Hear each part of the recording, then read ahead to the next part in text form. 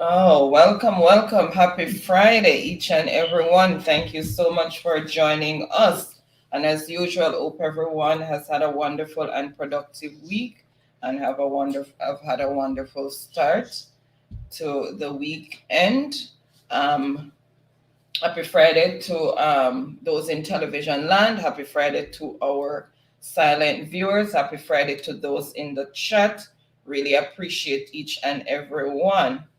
Um, Always good to hear Mr. Barron speak. All right. Okay, so welcome to another Friday with Mystic Sensation, and today's topic is political vultures, land grabbers, and robbers. So, as usual, when you come in, please thumbs up the live. If you're able to, please share us out. It will be greatly appreciated. And if you're new to the channel, please show us some support by subscribing. That will also be greatly appreciated. Um, so let me just welcome those in the chat right now. So we have Truck Life. Happy Friday, Truck Life. Thank you so much for joining. We have Jamaican Carlos, who is saying loud and clear family. Thank you so much for that thumbs up. And Arlene is also here. Thank you so much. Happy Friday. Lamika, sorry, Life with Mika, sorry, is also here. Thank you so much. And yes, so mostly greetings going on in the chat right now. Thank you, guys, for being here. And Arlene, I see where you said your mother is in the hospital. I'm sorry to hear that. Hope she feels better soon. Hope it's nothing too serious, and she'll have a speedy recovery. All right. All prayers goes out to you, Arlene. Right, for a quick recovery, that is. Okay, so Marlon is saying good night, Mystic and chat. Good night, Marlon. Bless yourself, Marlon. Happy Friday. Thank you so much right. For joining in. So before we start, I just want to say to everyone out there that I know everyone is fed up with this whole political system and what is happening right now. So I just want to encourage people to just hold on, hold fast. And I know the frustration is building up, but take out the frustration at the ballots on election day. I know people are saying they don't want to vote, but I'm going to encourage you to just go out there, because if you don't vote, we won't have a change. And that is the only way to show that we are the ones who run things, to go out there and use that mighty finger, because right now it's very mighty, right? Go out there, use that mighty finger and make a change, because that's the only way you're going to get a change. If you're going to sit back and say, I'm frustrated, I can't bother with the politics right now. Politics affects you every single day of your life, because they're directly and indirectly, because they're making the decision for you. And we are seeing what is happening, and it is so sad, but we just have to hold on and hold fast. And what I'm going to say is, whichever the new government, I hope, because of what is happening now with the delay with the local government election, and we not even know when the general election is going to be when the time comes. So what we want is a set election day for local government election, right? So that nobody can say, oh, it's not going to be called whatever. We want a set month and date for election, for local government election, and we're going to want a set date for general election. So we don't have to wait on no prime minister to call anything, because that's the date when election should be run. Okay? So just hold fast, keep praying, because, we have to put God in the midst of everything. But I'm going to encourage every one of you, please, please, please, when election finally come around, go out and vote and show them who really have the power. Okay, Baron, I'm going to turn over. Exactly, honey. Well said. You sound like politician. Mika said, take me vote 2 times. Don't think me I go vote again, because may we cry. No, Mika, if you do not vote, you won't get the change that you need. Yes. You won't get the change that you need. So you need to go out there and try and make the difference. All right. Yeah, Michibo, big up yourself and other persons who are, just joining. Welcome, Grace. All right. Once again, I want to say a big thanks to my ardent listeners who always continue and then just tune in on a Friday, right? Of course, to listening and be interactive as it relates to our subject matter, right? That we are going to discuss. But before I go into such discussion, wife, you just want to give some welcome again. Okay, so welcome, Grace Kitchen and Vlogs. Thank you so much. Happy Friday to you, and Michibu, thank you so much for joining in all the way over there in Australia. So it's happy Saturday to you. Really appreciate you being here. And Grace, welcome. Okay, Mika said maybe don't know yet. Okay. All right. So Baron, back over to you. All right. Keeping. Yeah. So as I was saying, as it relates to topics that we are going to discuss tonight. But before I get into those topics, right, I want to say a special big up, right, to two platforms that are doing significant work. And I want people, right, to just go over these platforms, right, and hear them out, right, and be a part, because they are carrying a message as it relates to nation building, right, and not that anyone being political dieted. We as Jamaican have to think like Jamaicans, right? We can't put party before country. We have to put the country before party. And these two channels, right? We know we have other powerful channels that are sending the message. The Andre Stevens, right? The Wayne Lonesome, who is a veteran in this, right? I must say. But we have channels like, Jamaican Carlos. I am telling you, my people, I passed through Jamaican Carlos, right? And the man is spitting fire. The man is so passionate. And I, admire his passion. I also passed through Talk Your Mind TV, right? Talk Your Mind TV again is spitting the fire. These are channels that are burning. And when I said burning, I mean these are channels that really serious, very serious about building Jamaica, to see a better Jamaica. And I want to say big up and respect to those two channels, right? And other channels as well, right? Because it is just not one channel that is carrying the message. Social media, right? This is the area where social media is moving towards checks and balance. Gone are the days of the dinosaurial politics, right? Social media is setting that trend as it relates to checks and balance. Now, of course, I want to speak about Jamaica constitutional reform, right? And before I do that, also I want to speak about, I'm going to be passionate dealing with some issues tonight as it relates to land settlement. And I want people in Jamaica to listen to me, because it is imperative, right, that us Jamaicans be aware that whatever lands that we are on, and those lands that are unregistered, right, we have to be educated as it relates to going about having those lands registered. And we are going to get in depth.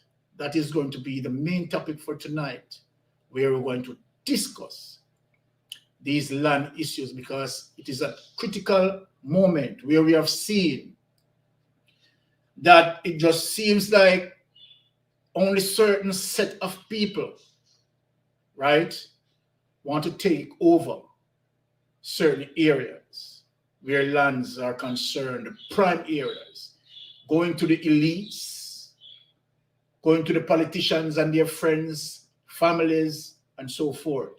So we are going to educate people, because I know that people, right, need the education of how to go about it. And tonight we want to give that documentation, right? And of course, go through the process of persons becoming land owner via the registration of land.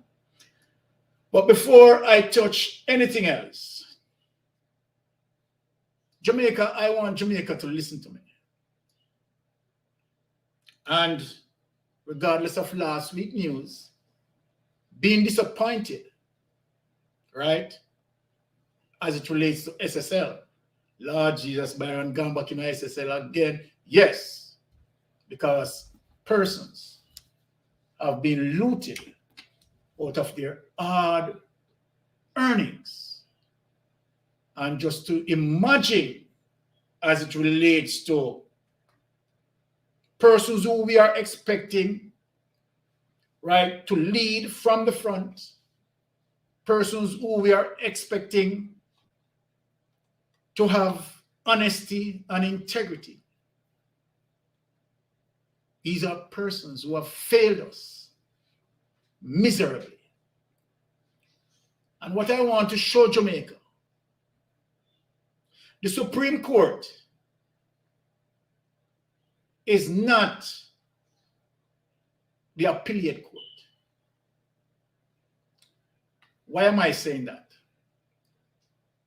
The Supreme Court lifted, right, an injunction that placed on Cross-Kerry to stop him from liquidate assets. Why was it important? Investigation, if investigation should lead that investors' money were used to purchase any assets, as it was in, let me repeat that, 1995.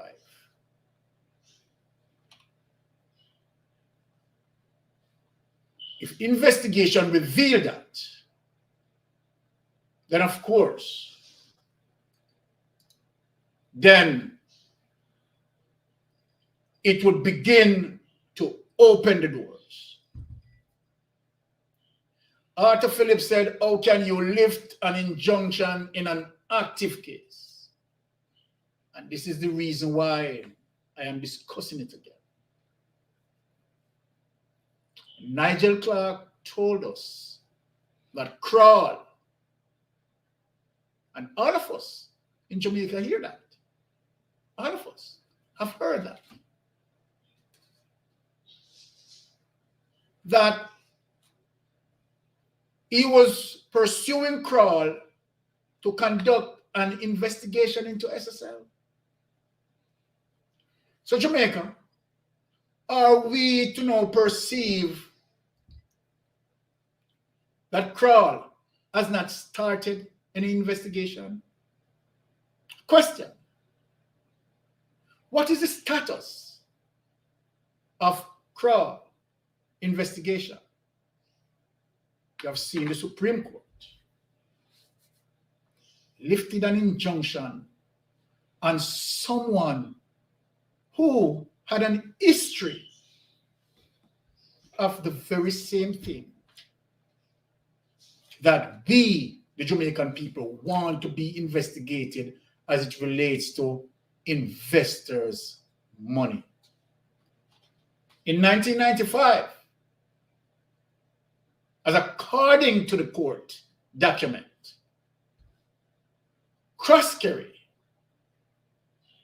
was hiding away assets for Paul Chen Young. One of the things when it comes down to this channel, I will call the name in when I have the evidence to back it up.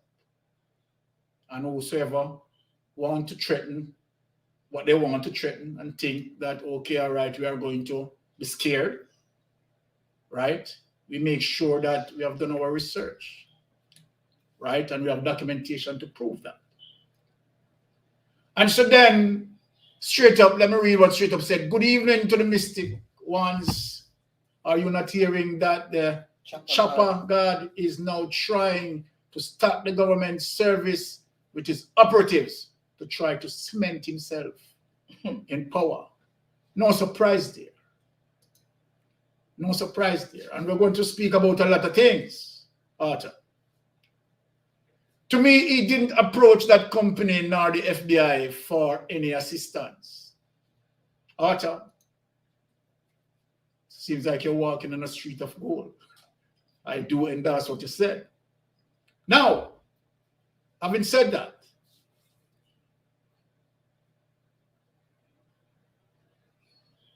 is Nigel Clark really serious about him wanting to get to the bottom of SSL? Right? Is he serious? Because now that you have the Supreme Court, right, lifted that injunction, Mystic Sensation waited for a week to see what Nigel Clark is going to do and see how Nigel Clark is serious or see how the government is serious. Nigel Clark, question for you. Are you not going to appeal the lifting of this injunction? To stall him from doing anything. Exactly. So that you could stall him, strategically stall Croskery from doing any form of liquidation and in extension, interrupt the investigation. So then, let me give a similarity in reflection as it relates to the Integrity Commission, right, who investigated Andrew Holness 2006 to 2009, dotting all the I's and crossing all the T's. And the duration of the investigation was made as one of the reasons why the Prime Minister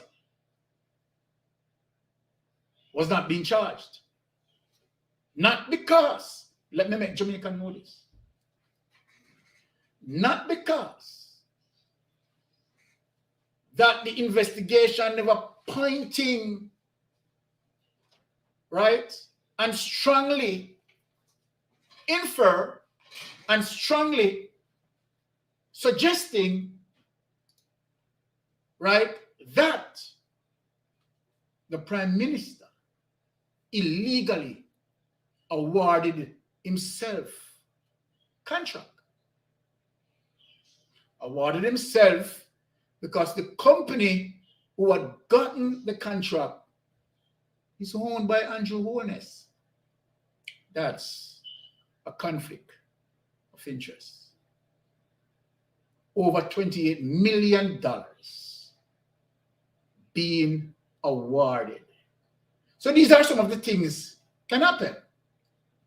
Right then and there is the breach of the procurement rule.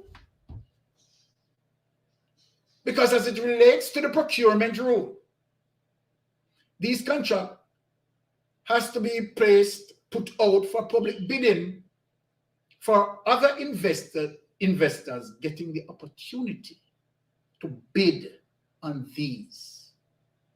And so we talk about equilibrium where investors, right, it can be spread across fairly towards investors.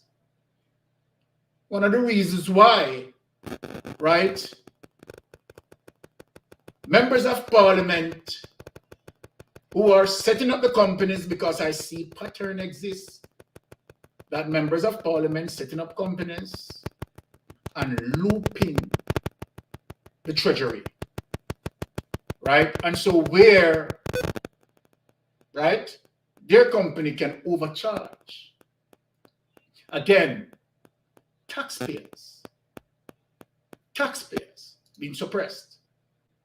Straight up, I wonder if Croskery was to be arrested in the SSL matter, he would be held and denied bail like the scapegoat Pantan has been. Very good question, straight up. I like how you're burning the fire. So then, when you look on all of that,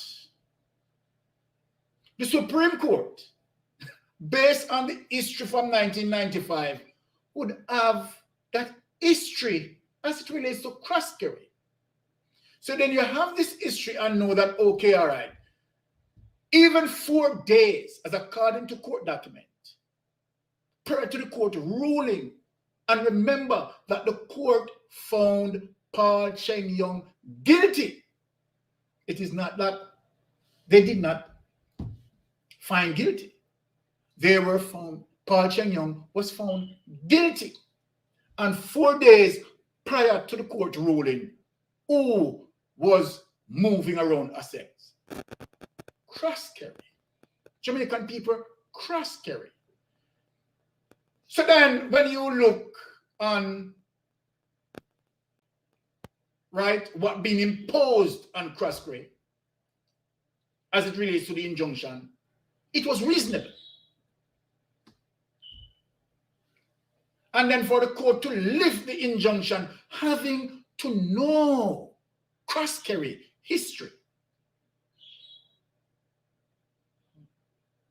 that could not be reasonable. Or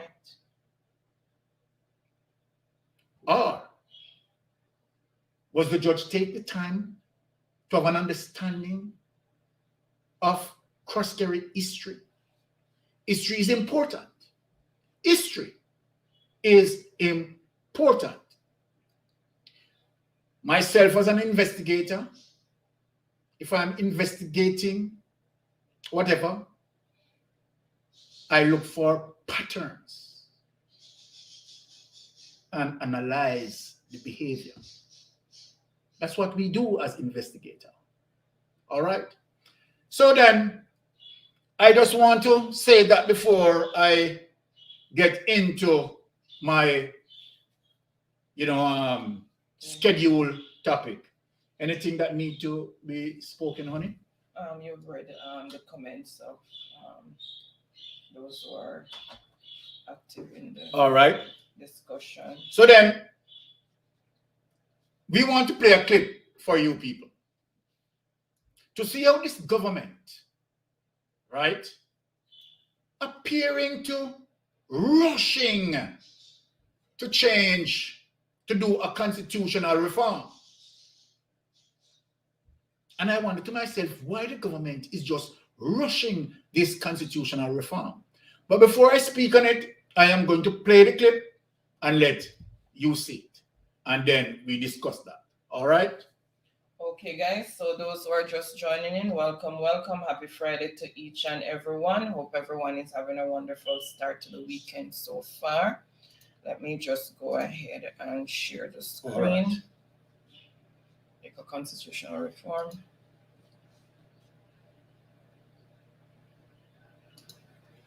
Okay. And play. Good. constitutional reform. And yes, it's an exciting issue.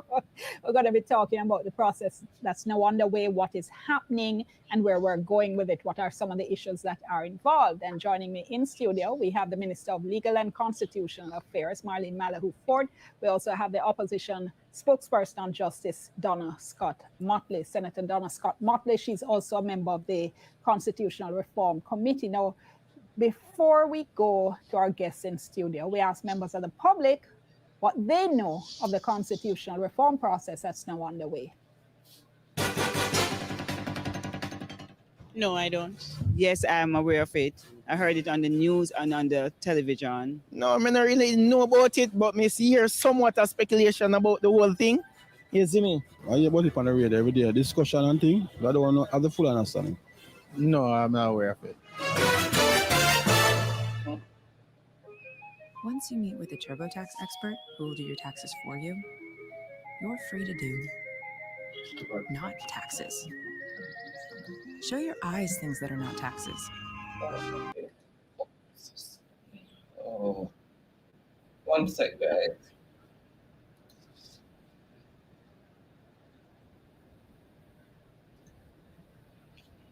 We have to reshare it. Sorry, one sec, guys. I made a mistake with clicking there. Let me just reshare it.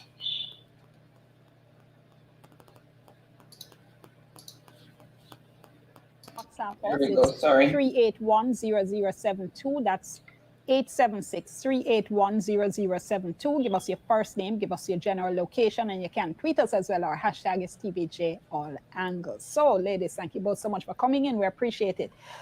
One of the questions that's arising, Minister, most getting a little bit louder and louder, and I know it's one you've heard from me before. Why in this stage of the process does the public appear to be shut out?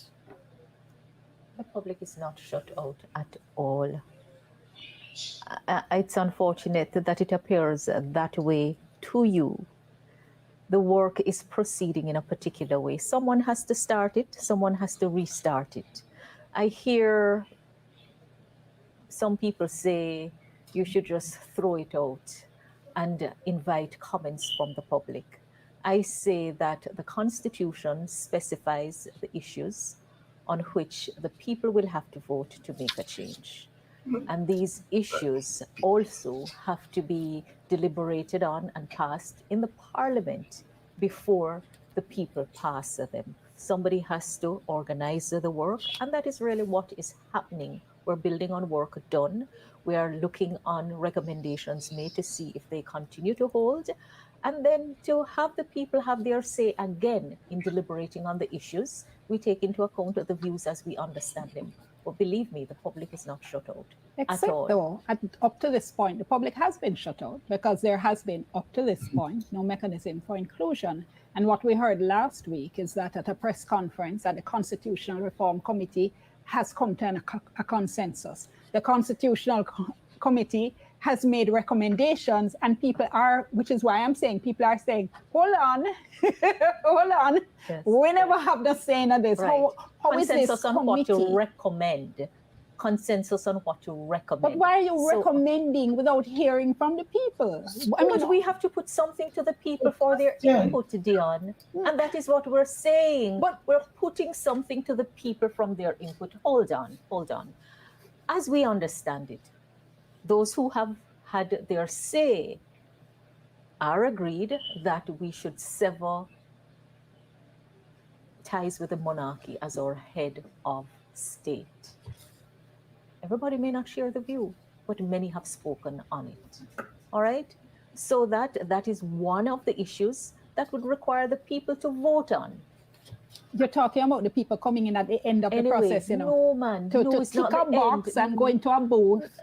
No. But I tell you what, Don't let look me at it ask like Senator that. to come in But and then I'll come back. Next week, our meeting of the Constitutional Reform Committee is going to be a consultative meeting with the wider public. Except that you've already made your recommendations. But Dion, You the say what I find issues- with government, you know, just before I come to the Senator, Yes. what I find with government is that there is a misunderstanding of the meaning of consultation. What tends to happen is that decisions are taken And then people are invited in, given a PowerPoint or some other kind of presentation, and we're told that that is a consultation. How would you have gone about the process?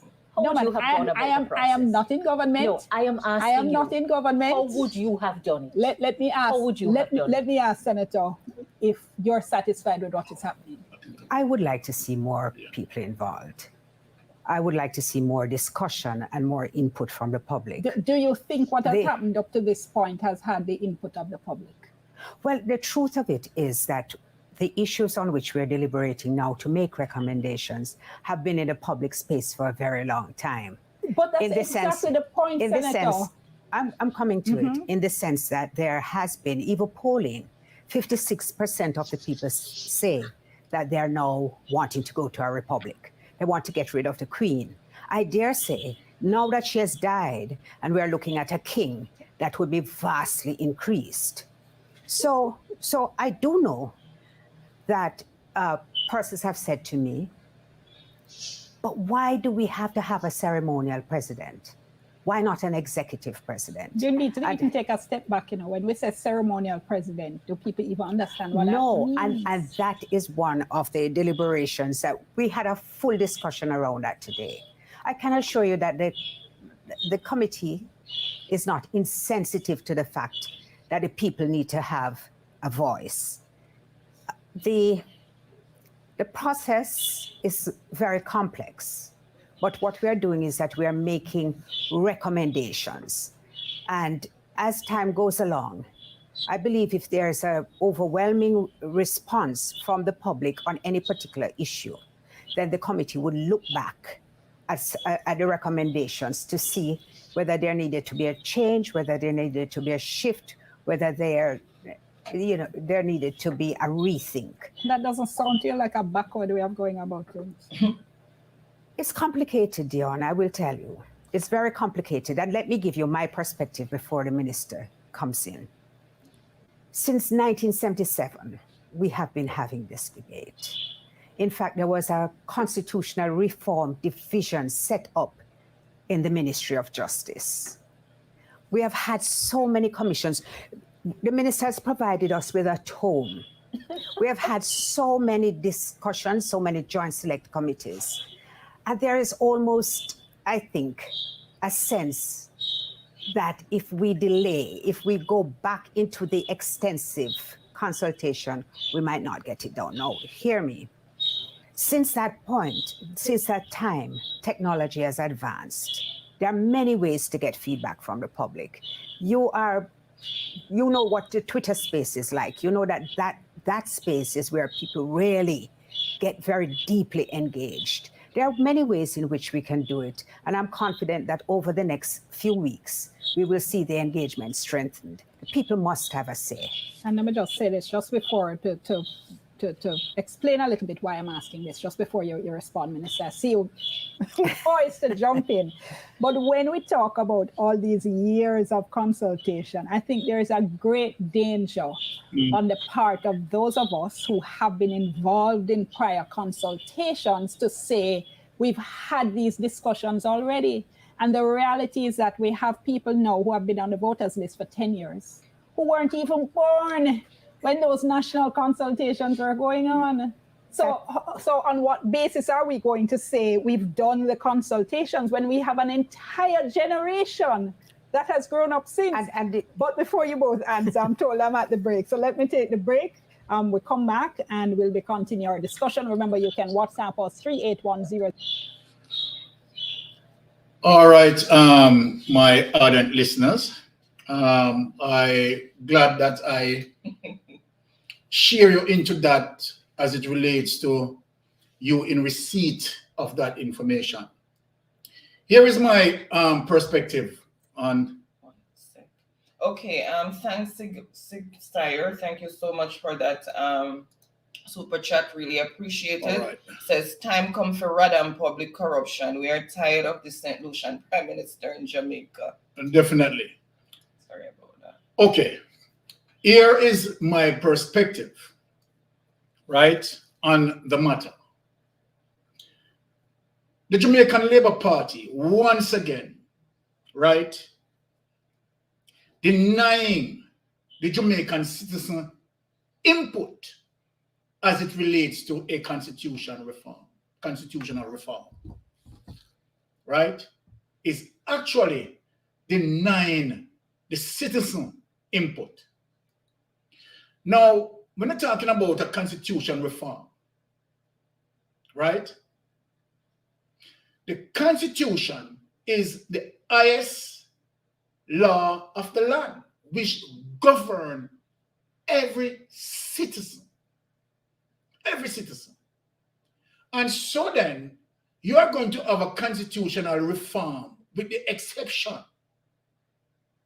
right, that the public is totally, majority of the public, let me say it correctly, totally oblivious, right, of the Jamaican Labour Party rushing this constitutional reform. Now, listen, why it is important for the citizen to involve. When we look on the Beach Control Act, and that the policy, the law, right, stipulate in such a way, right, to not giving Jamaican citizen right to beachfront properties only via a license. And for the persons who are able to get these licenses are hoteliers and elites. And so then the ordinary citizen in Jamaica don't have access to their beaches. If you have a hotelier, for say, decided that, okay, all right, I am going to get a license from the government, right? And where I'm going to fence my property. In extension, deny the Jamaican citizen access to the beach. Now, the inclusion of the citizenry in that, this is one of the acts that we want to be amended. So let me ask the question before any other person. Let me ask this question. In your pursuit of constitutional reform, is the Beach Control Act is going to be amended so that the Jamaican citizenry, right, have access to beaches in comparison to any other Caribbean countries. They have access to their beaches, while we Jamaican doesn't have access to the beach. I have revealed that document, right, I think 2 or 3 days ago, showing people as it relates to the Beach Control Act, where people can Google it, right, and where you only, the persons who have rights, right, some amount of rights, are persons who acquired a license, which are the hoteliers, the elites, and whosoever politicians and their friends. In extension now, that deny Jamaican citizen access. So is that going to be a part of the constitutional reform? Now, let me speak on something as it relates to Jamaica going republic, right? The fact of the matter, and the truth be told, yes, we want a constitutional reform. We want to go republic. So here's my reason.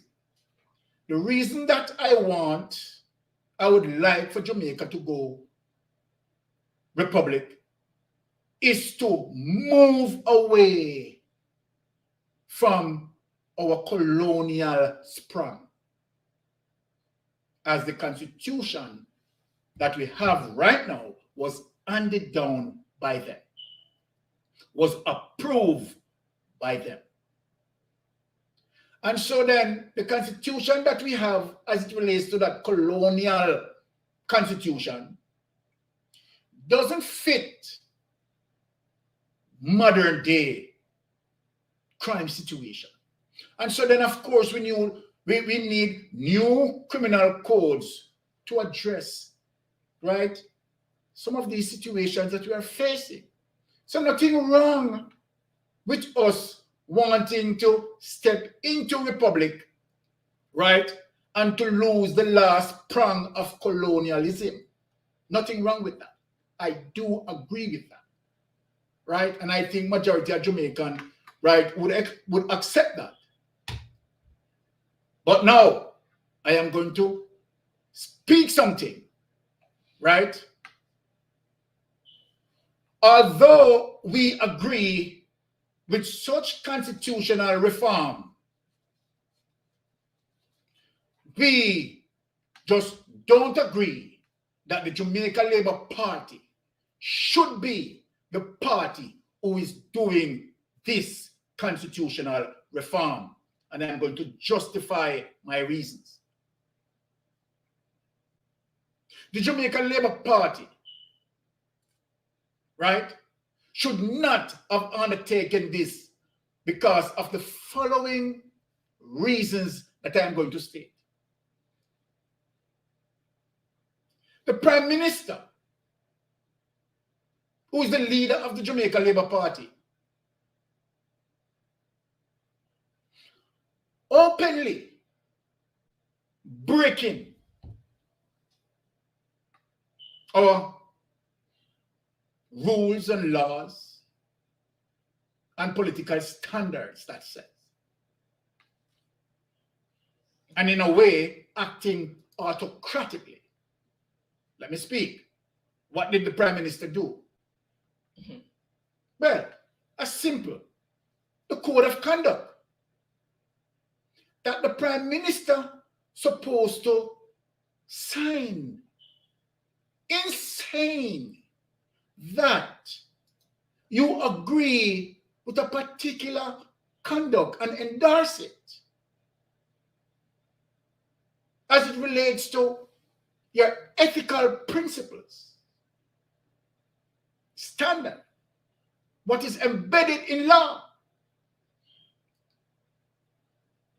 But you have decided not to sign the Code of Conduct. In extension, you are saying to your subordinates not to sign it. So then, let me ask, what does that mean? Should I infer, or what seems to suggest, that might be the Prime Minister hell-bent in being possibly corrupted, and so then signing a code of conduct will prevent, right, such hidden agendas. And so then it left for us to imply, to infer, to suggest, to have an opinion, to believe, or whatever adjective we choose to use. Right? So then, when you think of that, keep that up there. When you think of that, right, that a simple code of conduct, the Prime Minister is reframing to sign. Why should we trust you or trust your government to have a constitutional reform? Crazy. Not only that, let me dig deeper. The Prime Minister at this time and this government has no moral ground to undertake a mission like this. Reason being, he has been flagged by the Integrity Commission between the period 2006 to 2009, right? Illegal awarding of contract. So you and your government has no moral basis. The reason why I bring down your entire government, because your cabinet tends to agree with you and claiming your innocence.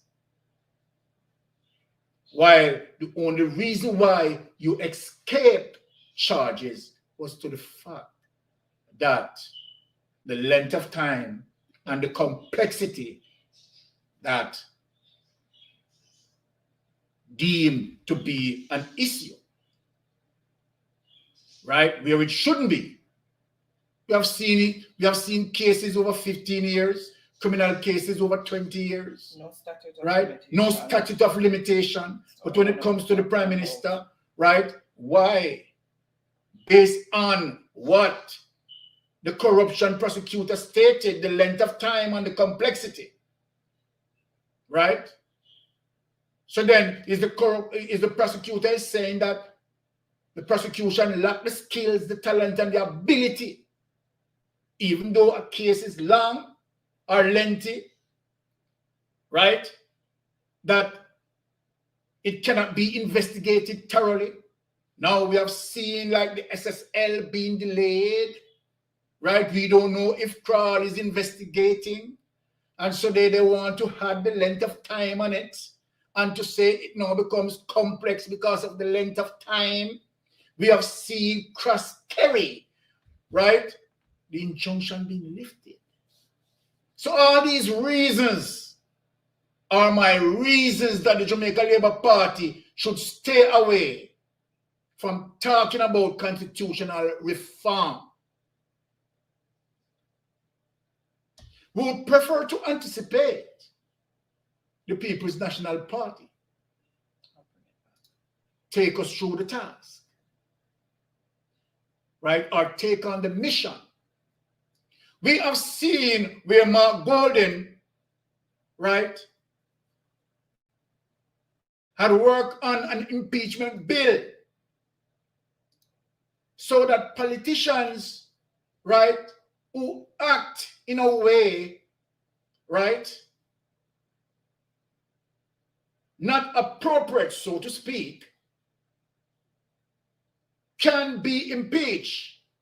The Prime Minister step away from that because he doesn't believe in being disciplined, doesn't believe in transparency, doesn't believe in checks and balance.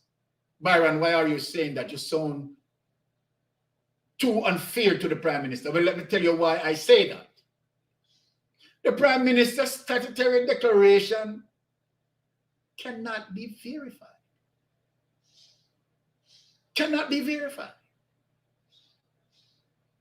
Cannot be verified. Now, there's a law that states clearly that if you lied, if you falsified information as it relates to your statutory declaration, it's forthcoming with a charge, right? You can get a fine up to $2 million or imprisonment. And so then, what simply could have caused the Prime Minister's statutory declaration that he had declared not being verified? Right? Red flags. So we leave that there. So on these basis, this government must not speak about constitutional reform. Leave it alone. Right? Leave it alone. Because again, what the people want to know is the people would like, of course, to have access to the Constitution and to have an understanding of the Constitution. And so then if you, right, engraft anything there that will prevent future investigation where you are concerned and members of your government concerned Protect themselves. to protect yourself. You're not going to have that. And for the Jamaica Labour Party to rushing that constitutional reform so that you can install laws there to protect you. Why am I saying that? You have installed laws to muzzle the Integrity Commission, boss. So what else would they do? You have done that. You have done that. You have muzzled the Integrity Commission as it relates to Section 53. You muzzle the Integrity Commission. Right?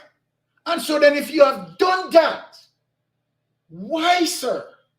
Why, Prime Minister, we, the Jamaican people, should trust you now as it relates to constitution reform? We are not crazy. And so then you are forcing it on us, exhibiting your autocracy tendencies, because that is what you're doing. You are forcing this on us. You are doing constitutional reform, and then you come and you want to explain, and then, okay, what you have drafted, we need to accept. Isn't that the way it's going? Dean Jackson Miller had called you out on it, Malafort. Dean Jackson Miller had spoken the right thing. Right? You are putting, right, the cart before the horse. You are putting the cart before the horse. You are doing things backwards. And so then Dean Jackson Miller is 110% right in terms of what you want to do with the Constitution.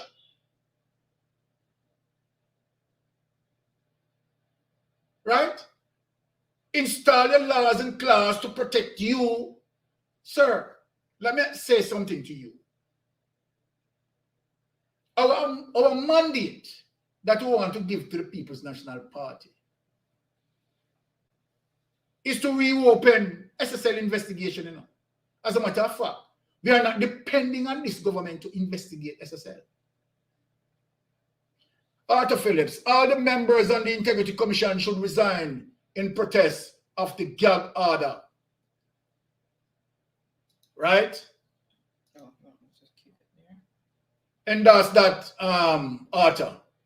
Big up yourself for that. Right? And so then when you look at that, right, you have realized that you just want to shove down something down our throat. You want to force something on us. And in the same breath, you are refusing to sign the code of conduct.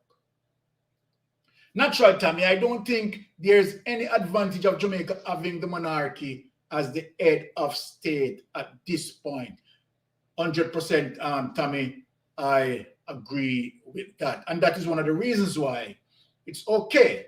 I do agree that, yes, we want to go republic. I do agree that, of course, constitutional reform. But Jamaican people don't want that constitutional reform via Jamaica Labour Party. We don't want that.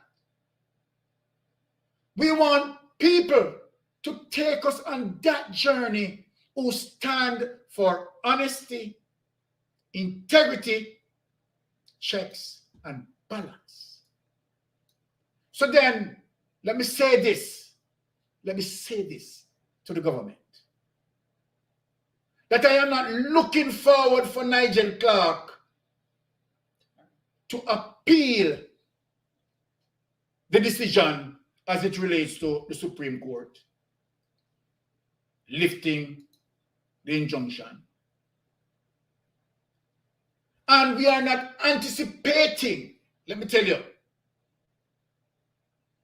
right, the outcome from SSL because we know that the only person who are going to be charged is Jean and Banton, the poor scape billy goat that is going to be charged. And so then, we want to say to the Jamaica Labour Party, we are anticipating you and your corrupted ways to move out of the way. That when someone who reflects honesty and integrity like Mark Golding, who signed the code of conduct, Mark Golding, who revealed his statutory declaration, and they have been verified. Let me repeat that. They have been verified. We want someone who is reflecting honesty and integrity to lead us in the path of constitutional reform, not the Jamaica Labour Party.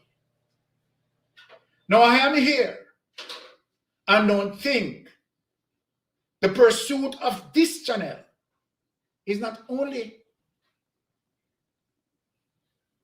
to say that, okay, we want to see the back of Jamaica Labour Party.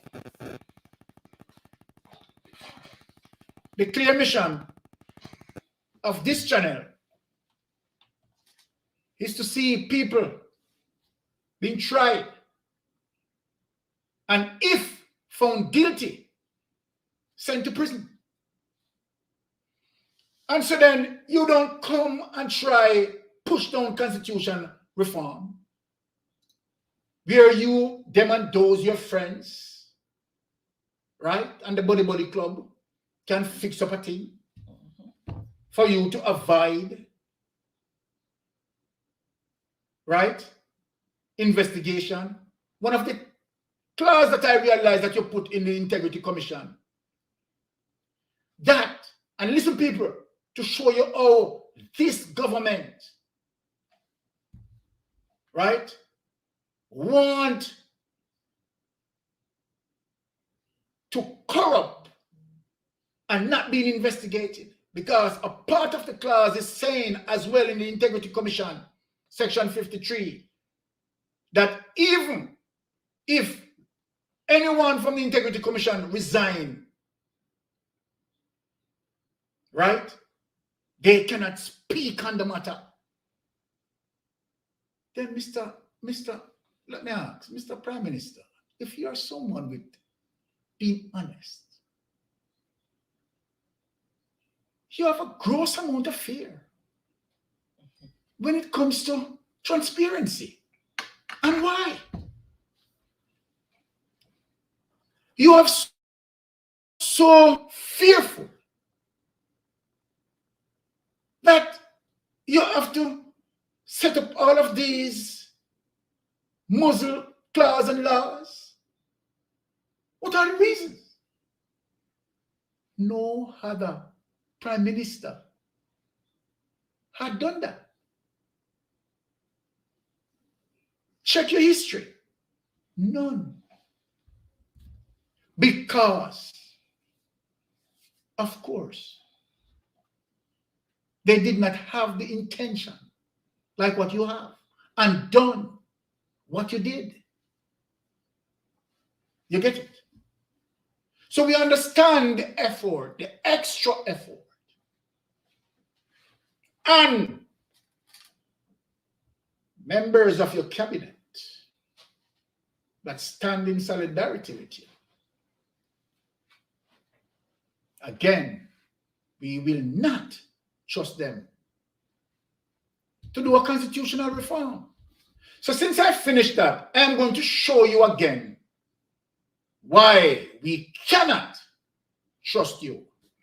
So my next passionate topic that I am going to burn, and I want a lot of Jamaicans to really listen.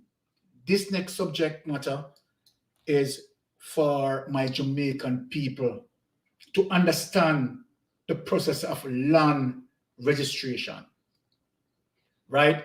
Because owning a land is your first entry to health and wealth. Your first entry to wealth and health. Let me say that. Because having a land, right, that sort of financial instrument can use, right, for you to get loans, for you to do future investment.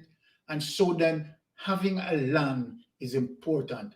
So without any hesitation, I am going to play a clip and show you that Andrew Holness also stated that every Jamaican must seek to register their land. Andrew Holness. So let me play the clip for you to see it. Go ahead. Arthur was making a statement here. Welcome each and everyone who recently joined. Happy Friday. Thank you so much for being here. Arthur, Mystic, that's where I have a problem with all the alleged acts of corruption that is going on. Where all the poor people in academia. All the poor people. Exactly, Arthur. All right, let me just share the screen. Which one you want me to play? Focus on land registration. Yeah. Okay. Approximately 40% of the lands in Jamaica are unregistered. Pushing to reduce the figure, Prime Minister Andrew Holness says the government is focused on prompting citizens to register their lands. Ironing out a common confusion, Holness says there's a stark difference between paying land taxes and having a title symbolizing land ownership. This, as he reminds, land ownership is invaluable. Under the guise of transparency, the Prime Minister says a more formal system will yield better results. He pushes the ad hoc registration as one of the processes to support citizens' land registration. And under the ad hoc process, persons who have lands that are not registered, they can come in to the LAMP offices or the NLA island-wide and apply for their lands to be registered. The second, he says, is the systematic registration of titling process, where the government declares certain areas for systematic registration. The Prime Minister explains there are 235 communities that have been declared as systematic adjudication areas in St. Catherine, Manchester, and St. Elizabeth. And we have a further 11 land settlements across the parishes of Westmoreland, Manchester, St. Elizabeth, Clarendon, St. James, Hanover, and Trelawney, which have been declared. So in this process, the government makes a declaration which effectively says that all undeclared land will go through this process. Prime Minister Holness says the objective of the government is to do 20,000 titles on a pilot stage basis over the course of 3 years, which is slated to end in March 2024. Nasika Aliman reporting for CVM Live. Okay, my ardent listener. Your pension shouldn't be gambled with. Okay. And so then, here you have it. The Prime Minister, right, is speaking, right, then about persons who need to register their land as it relates to persons who are seated upon unregistered land.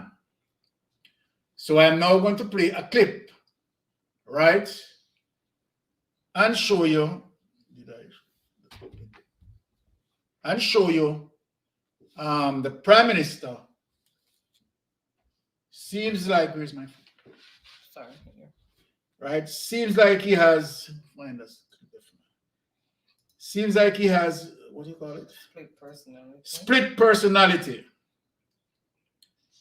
right? I just want you to bear with me. I'm going to show you the Prime Minister as it relates to his split personality, right? Where is it? Do we have that up there? Hold on. Which one? Okay. Yes, demolition. So, my people, here you have it. The Prime Minister, should I say, speaking from his heart, as always, right? Seems so genuine, seems so caring, right? Yes. So caring about Jamaican that need to have their land registered. So the next clip I am going to play is for you to decide if the Prime Minister has what we call split personality. Play the clip. Okay, guys, so welcome again. Let me just share the screen. Sorry, let me just do this 1 sec to get rid of that. Okay, I know, but I'm trying to get rid of that. Oh, okay. Okay. All right. Okay, so let me just go ahead and share the screen. So you decide for me, people, if the Prime Minister have split personality.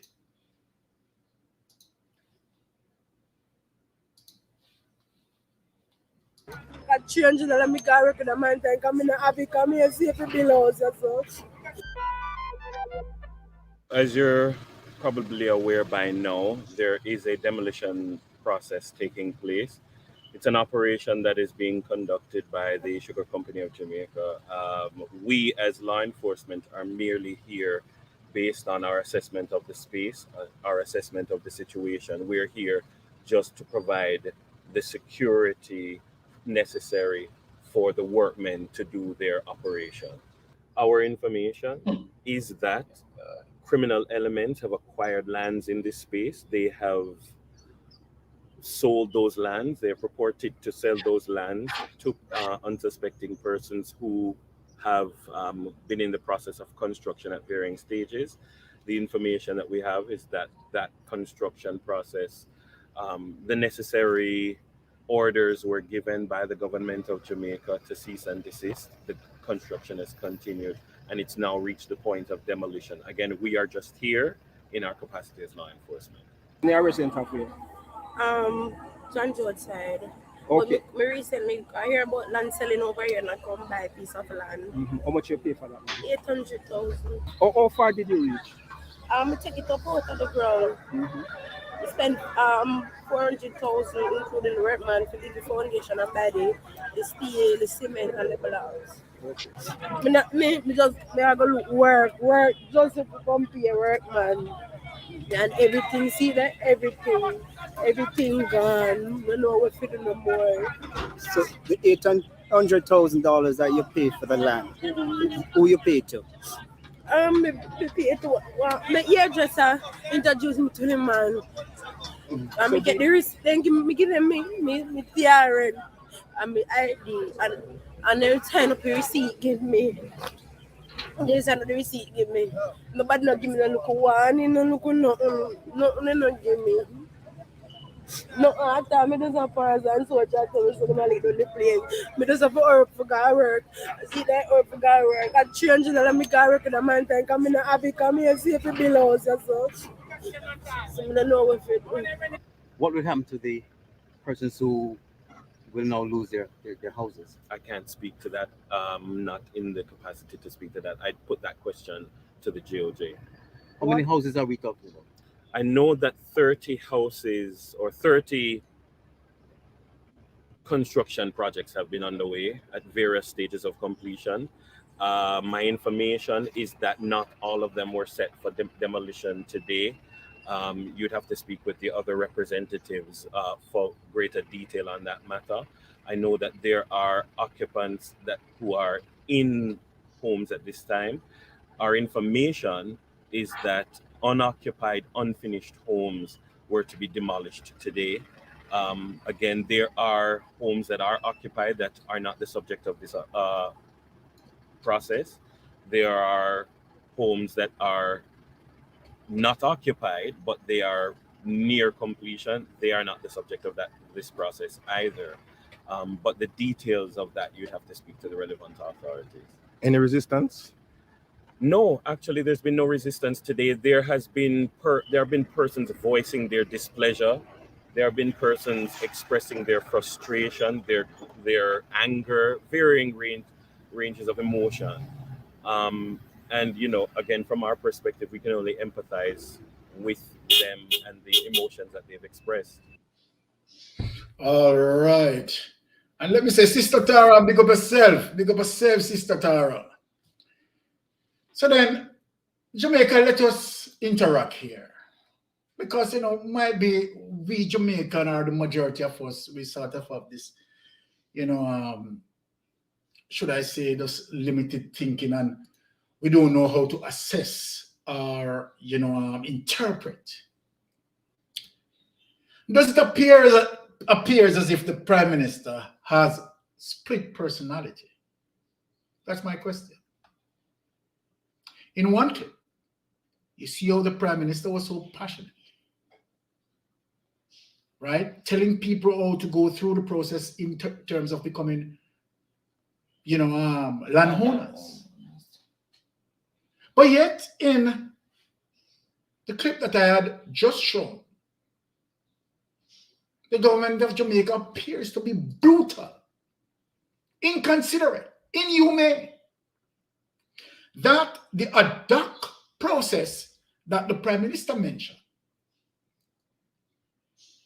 the Prime Minister did not even wait to anticipate going through the process, right, to aid these people within the process and to win an opportunity that if he, the Prime Minister, was a thinker, very good thinker, he would have used that opportunity, right, to go in between and have a deliverance for the people. Now, that is what representational politics is about. And I want to ask this question: how many politicians know of unregistered land where people live on those unregistered land? And you said that you are representing the people and you are not encouraging these people to have their land registered, right? To move them from one stage to the next.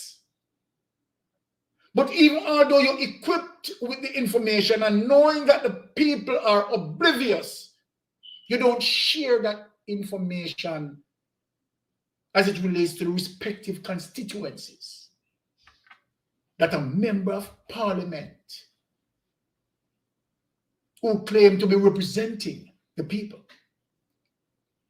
Knowing that the beginning of wealth, right, is when you start to own your land. And so then, that is extremely rough, because it appears as if our political representatives want us to remain poor. And then they will manipulate us in terms of when you identify that the people are on unregistered land. You as a politician, that the person voted for, or should I say voted for your daughter in some instances, and you are not guiding those people. Gilmore Jared want the land for themselves. Judge G. Gilmore, you talk too much, man. Gilly, big up yourself, sir. And so then, you know that, okay, for those persons, 40% of the land, as what the Prime Minister mentioned, are unregistered land. But people, I am going to show you something now as it relates to the document. I utilized that document last week, and I'm going back to that document because I am going to educate people. And the reason why I played the clip as it relates to the Prime Minister had taken that information from the same place where I got it from, right? Because it is a policy, right? And so then now, I want the Jamaican people who may find themselves into a situation as it relates to unregistered land. We are going to work out tonight, giving people the information, because you have heard the Prime Minister say it, so it's not only mystic sensation, I say. All right, Chuck Life, I think that in the same area that they demolished the houses, they are in the process of making roads and putting infrastructures to build a housing scheme. Look at that. All right. You will be surprised to know the idiot them still have a vote for him. Trust me, Sassy. You know, Sassy, you said this. And, you know, I have someone who said to me, and I just want to do it brief because maybe the person still listening. Want to say that I am tribalistic. And, you know, I really don't take offense to it, because I said, you know, when you are unlearned, you're just unlearned. How am I to be tribalistic if I am seeking to have a government that have integrity and honesty? Putting country before party. So then, if you are not seeing what I am seeing, might be you just have a myopic brain. I cannot help you with that. All right? Sassy, I know Chuck Life, but a tata go on for real. A data go on for real. My friend father was asked to sell his land out there and he refused. They still went ahead and cut a piece of his land to build the road. Him carried it. So, all right. Okay, she's finishing it. Okay, to court and win. So they had to pay him for it or remove the road. Yes. So now we are going to get into something that is fundamental to all of us Jamaican people. Andrew Wallace and make sure him keep the people them poorer. Sociology, he might use. Oh, psychology, he might use. And the people them. Yeah, Rocky Pinto. Well, I mean that's what you said. Because of course, you understand. I've shown you a clip, the previous clip, right? That, you know, I don't know if the Prime Minister has split personality. Could be, right? Based on what is happening, right? So then, kaboom, mystic nail on the head. Bless up Tara, right? You know, so we're not top fan the off and puppy off. All right. So then, I am going to now get into a document because I want my Jamaican people to be knowledgeable and now become landowners, right? I have a friend, right, who had spoken to us. The person know herself, right? And I felt passionate about the person's plea. And that person reached out to us, right? And so then, of course, we want to give the information, right, so that people can utilize this information. And so then that is one of the reasons why I, you know, research and get that clip as it relates to what the Prime Minister had spoken about. And so then we are going to go through the same thing, because where the Prime Minister got that information from, it is from the same place, from the same documentation that I'm going to show tonight, which I showed it already last week, but we are going to go through some details and just direct persons what to do and advise people that persons who are on unregistered land, right, when we read through the document, we are going to all read through the document, give the information that needs to be given, and people get the awareness and they can move immediately or put things in perspective to make them become land owner.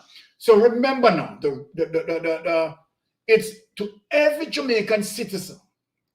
It is the fundamental rights of every Jamaican citizen, right, to acquire a land as it relates to the 4 processes that I am going to highlight. Listen, people, every single Jamaican citizen have that right.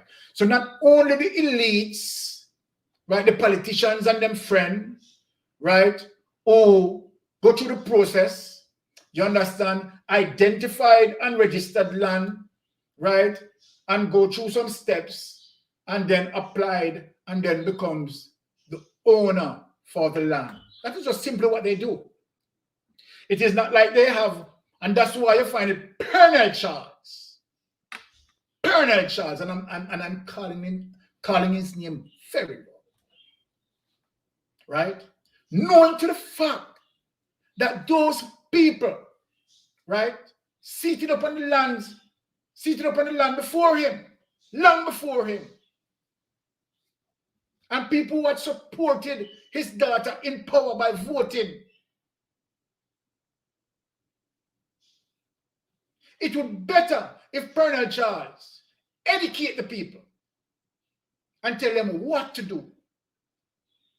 But him, Pernell Charles, who equipped with the information and know what to do, simply, people, what he had just done, simply identified in the Commission of Lands, unregistered land, right?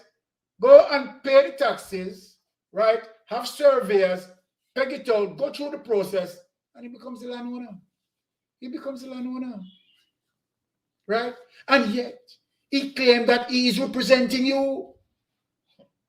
And now, to the fact that you supported him, he did that, and now kicking you off the land. These are some of the vicious and corrupted politicians.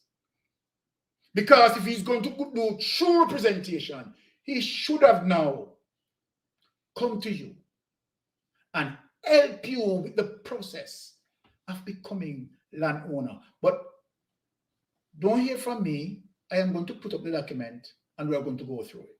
All right? Put up the document. Okay. Again, happy Friday to each and everyone. Let me just share this document. There we go. Okay, my people. So, wifey? Just make sure it is being shared properly. Okay. All right. So, wifey, read it. Okay, securing land rights in Jamaica. So, Jamaicans obtain rights to land through inheritance, purchase, lease, kinship ties, and squatting. Stop right there. Okay. So, let us look on the first line. And this is policy. This is law. And this is where Andrew Holness got the information from. Jamaicans obtain rights to land through inheritance, 1, purchase, 2, lease, kinship ties, and squatting. Kinship ties simply means that if your parents or whatever, you understand, own the land and they passed on the land down to you. That is just what kinship ties, brothers and sisters and so forth. So now, inheritance, all right, purchase, lease, we are going to leave that out because most of our Jamaican problem, we are going to go to squatting because that is most of our problem. Honey, read further. The purchase of land requires a prospective landowner to conduct a land survey and conduct a title search to establish whether conflicting interests exist or if other claims against the property have been registered. There are two kinds of land titles in Jamaica. First, common law titles. Second, registered titles. A common law title is a certificate of ownership used for unregistered land. Although a common law title is not a full title to the land, it can be upgraded to a registered title. The registration process for a registered title is undertaken in 5 steps. Claimants must, that is persons who want the land, who've been on the land for a period of time and want the land, must conduct a title search at the National Land Agency. That's number 1. 2, obtain a certificate of good standing from the Registrar of Companies. 3, have taxes and duties assessed of tax at the National Tax Agency. 4, pay tax and duties at the National Tax Authority, and in bracket, at which point the transfer deed is sent for cross-stamping. And 5, apply for registration at the National Land Agency. This registered title is both legal and official. The Registration of Titles Act stipulates that the original must be retained at the Office of Land and Titles. Of the approximately 650,000 land parcels in Jamaica, an estimated 45% are documented with registered title. Approximately 21% of the population lives on rented/leased land, a percentage that has been declining steadily since 1977. Just some statistics there. Most Jamaican farmers occupy their land without any formal documentation of their rights. In most cases, local communities recognize these rights even though they have not been formalized under registration laws. Rights to family land are informal, and many of the rights holders are likely to be working in the city or abroad. Generally, those who remain divide the land among themselves. Because family land is jointly owned, in bracket, with rights vested in the immediate kinship group, the land is difficult to register, which can be a problem for households seeking to finance home construction, including those applying for government housing programs that require proof of land ownership. Multiple persons are entitled to make a claim to the land even if they are living abroad. Okay, so all right. So take that away, Oni. So I showed that documentation, right, to give a general awareness. So when people go on the channel, right, they can see the information. So now that you have the information, right, you know exactly what to do, right? You know the steps, right? So then for persons, and let me speak for persons who are hearing me, for persons who may have owned the land, right, for umpteen of years, 5, 10, you name it, right?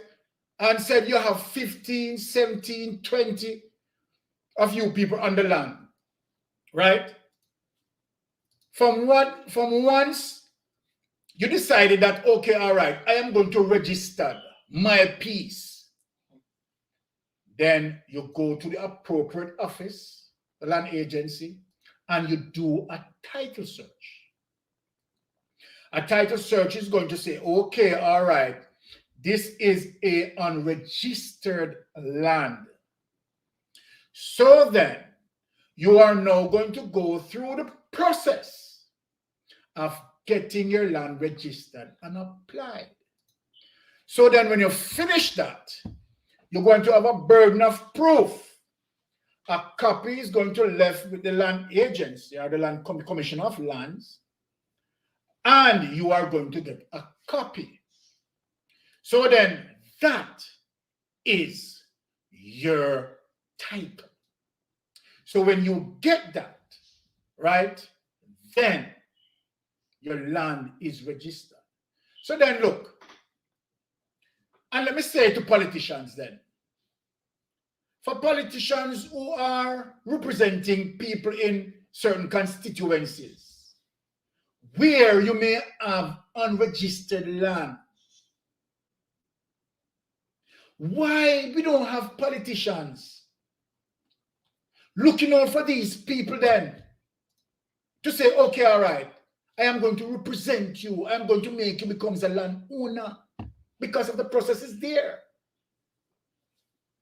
It's for you, right, to lend yourself, offering your service to move your constituency forward. And this is one of the things that I don't understand, that in a particular constituency where you have an MP representing that constituency, honey, for 10, 15 years, and there's no improvement in the constituency, and people still have vote for him because the people dieted and call it a liberate area. A liberate area, you don't have no good road, you don't have no this. What do you dieted about? People, let us talk. What do you dieted about? What the government need to have is a performance matrix for members of parliament representing people. And so then every 3 months, right? Every 3 months, that member of parliament representing a particular constituency should have now shown, right, his progress within the constituency. Right? And this is how our political thing should be structured. That every member of parliament, right, should have what we call a performance matrix every 3 months. First quarter, second quarter, third quarter, and the fourth quarter. Right? Every 4 months, sorry. And so then, okay, first quarter, member of parliament, Oristram, as it relates to crime, because, I mean, particularly where your constituency is concerned. If you have a performance matrix, Oristram lose to work long time. Because you know what his performance matrix is going to show? His performance matrix is going to show, right, in the first quarter that, okay, your constituency, crime is rising. Second quarter, what happened? No control, nothing. And so then, oh, we have politicians representing us, and we don't have a performance matrix set for them.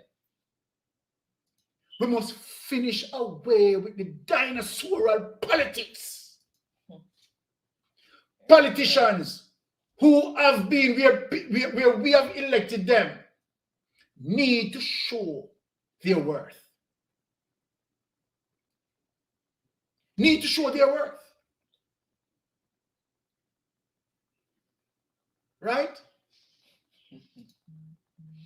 So, TJ, when you hear me talking about accountability. No, this is serious. Because when you look in some constituency, whether it may be PNP stronghold or GLP stronghold, for 10, 15, 20 years, the constituency, there's no progress. Right? I would like to ask, or someone check out Desmond Mackenzie constituency and see how long Desmond Mackenzie may have seated into that constituency and check the improvement within the constituency. Zero. Then why you continue to vote for Desmond Mackenzie. Because then die-hearted. It's all about the party. The person who spoke, the person who writes in my inbox and say that I am tribalistic. You don't think this is the right way to go about putting members of parliament to be accountable? What do you think? You said I am tribalistic, right? I think I am not dieted. I am not PNP. I am not GLP, right? Or any other P. I am Jamaican. And then, I don't know, when I have to compare as it relates to my analytical skills, as it relates to what I am looking for into a leader, I am looking for honesty and integrity. Unfortunately, if I didn't please you, it's just that Andrew Holness has not shared, right, those attributes, unfortunately. So then I prefer to go with Mark Golden, and I'm speaking loud and clear. Tara, bring it up. And so then, my choice, my dear, let me answer you. I chose Mark Golding as a result of what I am looking for into a prime minister. Let me give you some comparable evidence that I have used to choose Mark Golding. Mark Golding believed that, of course, there should be an impeachment law where politicians, members of parliament, need to be held accountable if such breach occurred. I respected him for that, because that is checks and balance, if you never know. Then Andrew Holness glided away from that. Now, Mark Golding signed the code of conduct based on his principle of politics. Andrew Holness stay away from that. Mark Golding statutory declaration had been verified. Andrew Holness has not been. So based on my analytics and what I am looking for as it relates to a leader, may I take with myself from the green and may I go over the orange, as plain and simple. Tara, thank you for coming up as always. Welcome, Tara. Welcome, Tara. How are you doing? Tara. Tara, you sleeping? Must be on a call. Hold on. She Okay. her mic, so continue until she's ready. Okay. So this is what I'm saying. So then, okay, I am not the only person, right, who gifted, you understand, with, you know, common sense as it relates to analyze, right, and, you know, look and decipher things, right? It is simple. It is simple and straightforward. And so then I don't do politics in that. When we talk about nation building, it is essential, very much essential, for your leader to have integrity and being honest. All right, a two Tara coming up there. Oh, something wrong with the other. Okay. One, Remove that. So Tara. Yes, sir. Thank you for coming up. You're welcome. Right? And you have seen what we have presented. And let me hear your utterance, please. All right. So I missed the first part, but I've heard enough. Okay. First of all, I heard you putting out some things that are not right. Okay. Because you're asking them to be accountable, and you're very wrong for that. Because as they would have said in Jamaica, they're not depend that. Okay. You understand me? That is not a part. And even though you're right on the money, you understand me? Yes. They're not for that.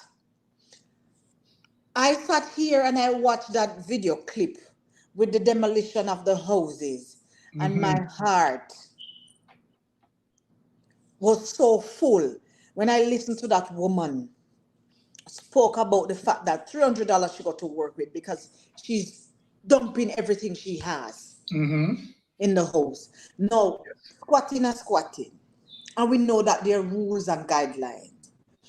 But we don't have to be inhumane when certain things are done. So true. So true. And I'm saying, all right, they're not supposed to be on the land. But you are telling me that they could not come up with a plan to regularize anything for these people. They could not come up to anything and ask them to make payments on the property that you're occupying instead of going and demolishing all of their hard work. And many of these people don't seem to be people in top jobs. So I can understand that these people are supposed to drop them like a partner draw. Do you understand me? Not them like a money in them piggy pot. You understand all of those things, deprive themselves. Tara, let me remind you that the Prime Minister clearly stated in his 2015 campaign that under his government, every poor people should have a house. Who is the poor? You saw the clip that he did? You saw the clip that I played? You where you have this tractor going through the woman's house? And what the Prime Minister said during the campaign? But first we need to establish who are the poor, because I don't think he's able to identify those people. Trouble there. All right. He's not able to identify who the poor is, Mystic. So that's the first problem we have. You understand what I'm saying? Exactly. As it relates to him and them, because they're seeking to get money from every angle possible to secure the election that is coming. So of course they're going to look into everything. All of a sudden everything is being looked at, where money can be collected with a fine teeth comb. You understand that the microscope is on poor people's lack of bank account. You understand what I'm saying? Because now it is going to target these people. And what is not registered and who is not registered and what you understand me? How come? You spoke about the code of ethics and the statutory declaration, which Mr. Golding has signed. And by the way, I'll segue into that, because many people state that they don't have confidence in Mark Golding. You know, we love.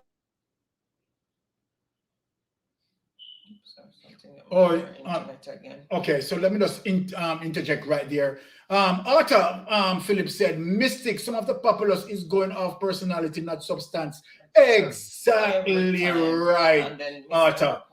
Exactly. Bring up straight up comments. You understand me? No. Bring up straight up. Yes. Then like the market back politics too much. You understand me? Golden has a different personality. Cool, calm, and collected, but honest and sensible. And he has a plan. Many people say that they don't understand because he's not loud and he not have the claps, but he put a whole up in a ear and when them a trip over it. Our point across. Exactly. And he communicates well, clear and concise. You can understand what he's saying. But you see, we love the market politics. We have to loud and raucous. If we don't get it like that, we don't feel like people saying anything. Like what they're saying. Well, Tara, Arthur Phillips spoke about it. Arthur said, mistake, some of the populace is going off personality, not substance. Exactly. You understand me? But what you see those people who are jumping, the sad part of it, there's a strong possibility that this man might win again. Because guess what? Many of us talk about patriotism, but we don't know what it is. And many of us, we are so fixed on colors. You understand me? And even when it out dig out your eye, your granny eye, and your picnic eye where you come, you still a go, because guess what? From the year and not, your people them are labor, right? And you're not moving. It no matter what go down, it no matter how it go down. Because when you look at how this government operates, they take people for fool. And I'm not going to say poor people because I'm yet to identify who the poor are. You understand me? When you hear a sitting member of parliament, they're asking him about the code of ethics and him saying no know what it is. Eh? Him not see it, him know say Andrew's supposed to get it, but he has not seen it. Crazy. So what does that tell you? He has no intention and he's not holding his members and the people in his party accountable when it comes to that, because guess what? He cannot do it. Who have secret for who, and if you push the button and put the beer, watch how things come to the fore and things go start seeping through the cracks. You understand me? Because all the things that he came out and he spoke about, from the rock and the stone that he built and in carpentry skills were non-existent. We know say them the story, they've vacuous more than a strainer. You understand me? And if we pay attention, you know a blinking nonsense when you see it, a fable, and you know that he's not ready for it. You said that he has split personality, and I say he has multi-personality, because he has one personality when he smiles from his nose down when he believes his own lies. You understand me? And him have the other one where three-card man personality. That, you understand what I'm saying to you? So him have all of that. And we are here and we just sit back. Many of you who said that you're not going to vote, you need to get up off your laurels. You're resting on your laurels. You need to get up. Most people cannot do it. You have to dip your finger in the ink and put it right where it's supposed to go. Yes. And you see, Tara, to be honest, I understand how, the people felt, right, over the years, because many years, politician promised this, politician promised that, and, they are not seeing where they are getting, you understand, the forward movement or the upward movement, right? And so then the people are fed up. So then now, but guess what? And that's why we have to curb this thing here now, because now we have social media. Who is now willing to call out a prime minister? Because like how we are here now, and we said, okay, we are vying for Mark Golan, right? Because me not drop my mouth and talk. Me vying for Mark Golan, and I'm tell you why I am vying for Mark Golan, right? Because I believe that a prime minister or a leader should have honesty and integrity, and I don't find that in Andrew Holness. Zero. So then, let me speak, right? So then if a person wants to use that and brand me to say, well, all right, me a PNP. Now look, if, as it relates to, right, said, God forbid, right, and Mark Golan, right, definitely becomes the leader of, the incumbent government, so to speak, right? And his government is not performing. We here on social media is going to call it out as we see it. Now, let me tell you something. Yesterday, I listened to a clip with Tanya Stevens. And, Tanya Stevens is so eloquent. Oh, yes. So that I would listen to any of Tanya Stevens' music that is so lyrically potent. Potent, yes. Lyrically potent. And then Tanya Stevens was just maybe, making response to persons who think that, okay, because she came out and she endorsed Mark Golden and persons, Share with him. yeah, persons, are, giving those negative comments, right? Tana Stevenson tell you plain that, okay, she's endorsing Mark Golden, right, as it relates to values, not because it relates to party. Mm-hmm. It relates to values.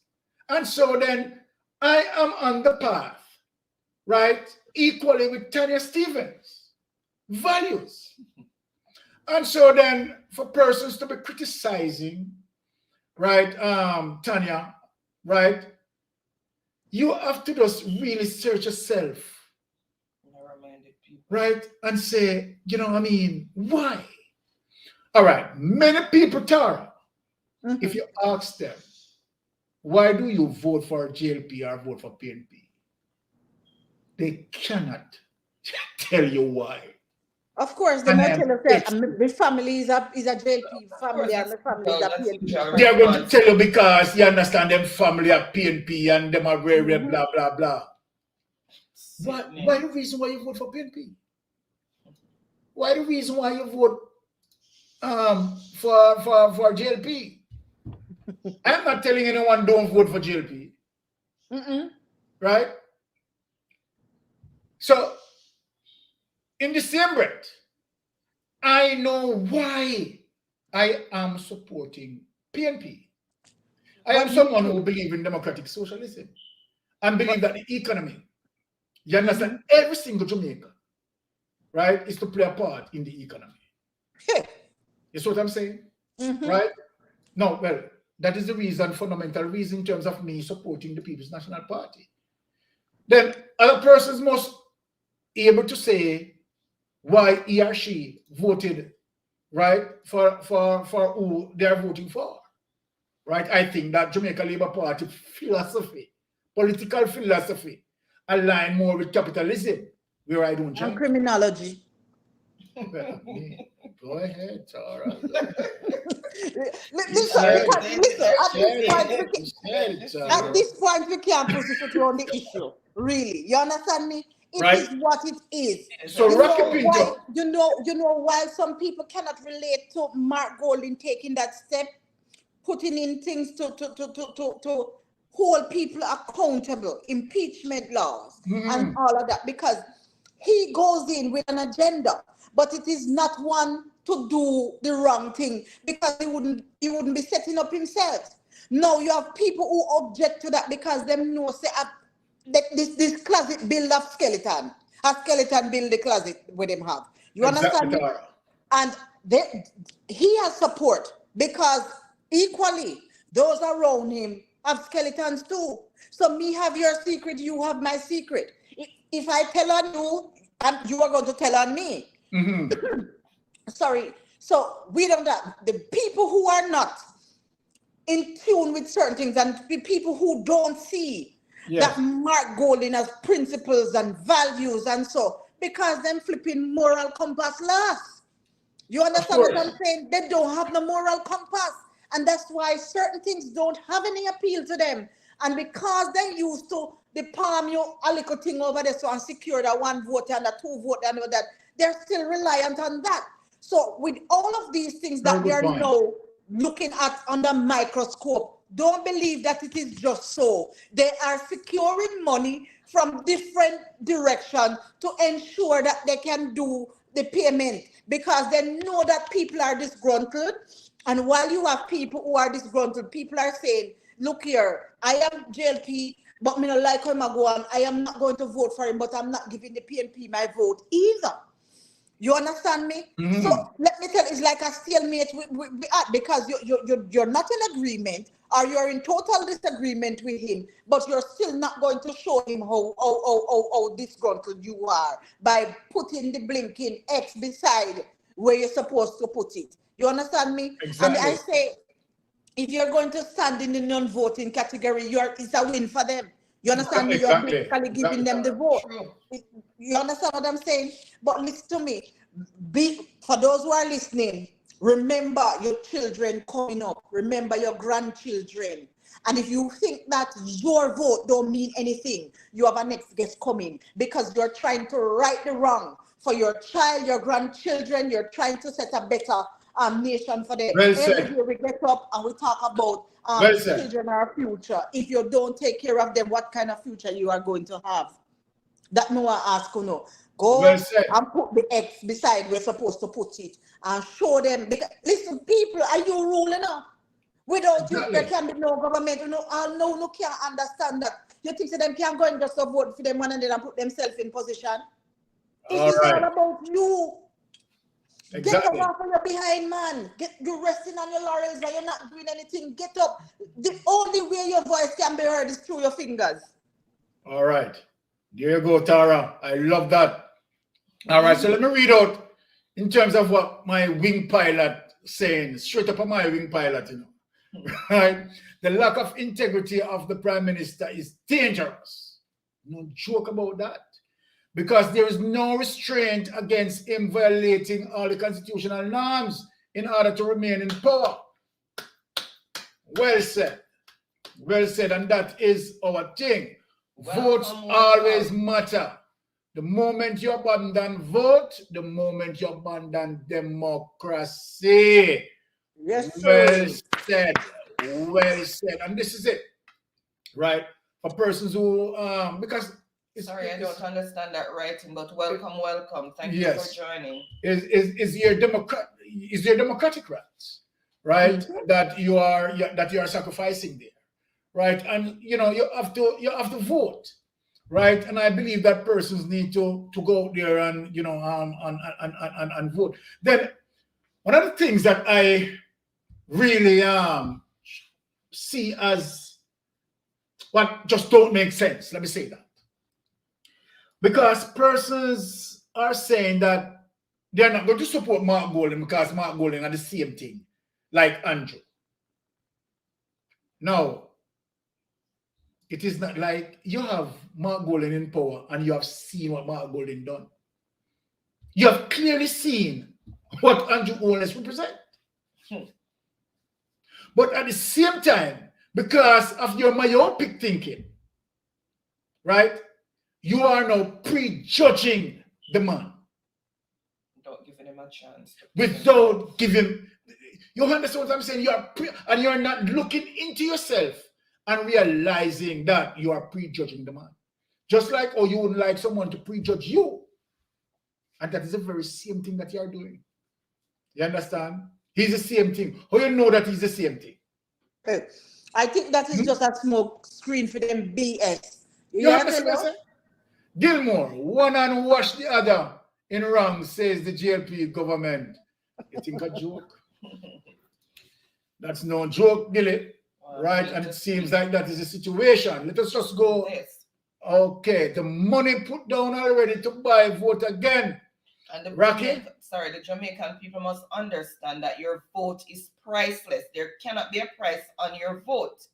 Right? So you need to stop taking the money, or even if you take the money, vote for whoever you want. Take your money and vote for the right party. Because when you sell your vote, you are selling your children's future, your grandchildren, and whatever. As Sarah said before, and you're selling your integrity. Your vote should be priceless. There cannot be a price on your vote because your vote makes a government and your vote breaks a government. Exactly. Well said, Oni.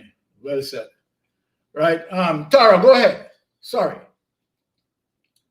Okay. So yes, Rocky, the money put down already to buy vote again.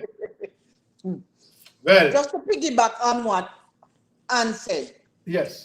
Just for reinforcement. All right. Your vote is priceless, true. But we already know that you have many with outstretched hands and they're going to collect that money.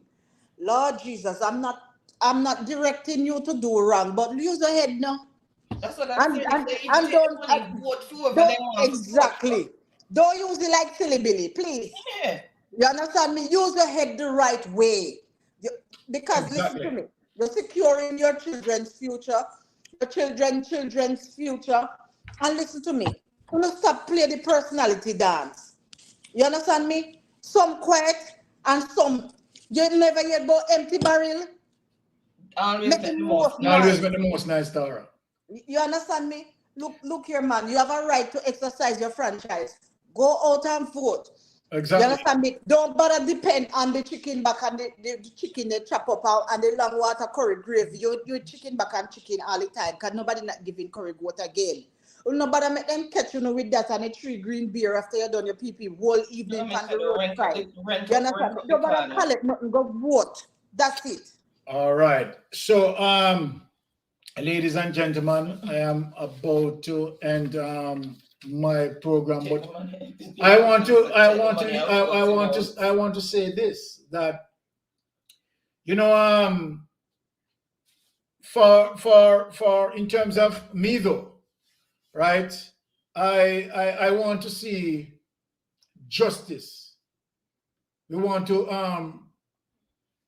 pursue justice, because we have seen where persons, right, involved in, of course, many corruptions, and of course this government doesn't seem to be the government that wanting to investigate thoroughly and truthfully to bring out the truthful conclusion. They don't want to be transparent in anything. And they don't want to be transparent in anything. So then we are hoping that, of course, the People's National Party would get an opportunity, because some of these investigations, right, would like to revisit them, right? We don't want to hear Jamaica Labour Party, we don't want to hear this conclusion from this government. They have already proven themselves, right? We have seen the intentions clearly, right, to be dishonest. And so then we understand, right, their mission. So we are anticipating a change of the guard, so then we can bring about truthful investigation, right, in some of these matters that some persons are saying the length of time and the what? The complexity. The complexity. So then, for this government who is talking about the length of time and the complexity, we want to make sure that they leave and we reinvestigate. Wayne Evans, who buy and vote? I will sell mine not for $5,000, 2,000 acres of land and mansion up already is. All right, my boss. So, all right, working purpose, Monica, big up yourself. Huh? Okay, so welcome. Simon Walters is saying justice always will break, corruption will always find its way off. Okay, justice always prevails in Jamaica. Corruption will always find its way, right? I mean, look, Simon, it is so sad that, some of us have to come to that conclusion, believing that, we are unable to deliver justice because of what is quite apparent as it relates to this government. You have seen so many institutions that are failing, right? So many banks, misappropriation of funds. Thieving of funds, that put it up. Right? And the list goes on, right? From one institution to the next. Because I presume that they are saying that if the leaders are doing it, then why we can't? And this is why it is fundamental that a leader should set a moral ground, right?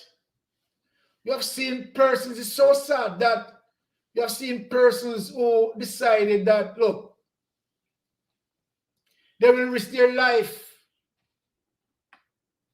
and go out there and face armored vehicles because a sense of desperation that this government is leaving behind. You have seen people that have the sense of desperation fleeing this country, risking their lives to flee. And when we look on all these things, we realize that we are in a desolate time, perilous time. And honestly, I feel to myself that, and let me speak it, that one more year with this government seems like a year of darkness.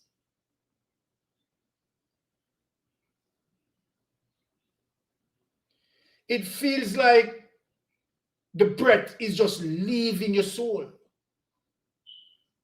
Because knowing what we have known,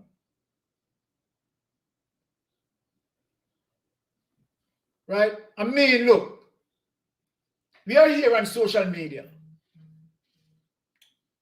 And the Prime Minister, let us ask this question. I'm asking Jamaican this question. I'm asking all of us, right? Locally and in the diaspora. That we hear on social media, right?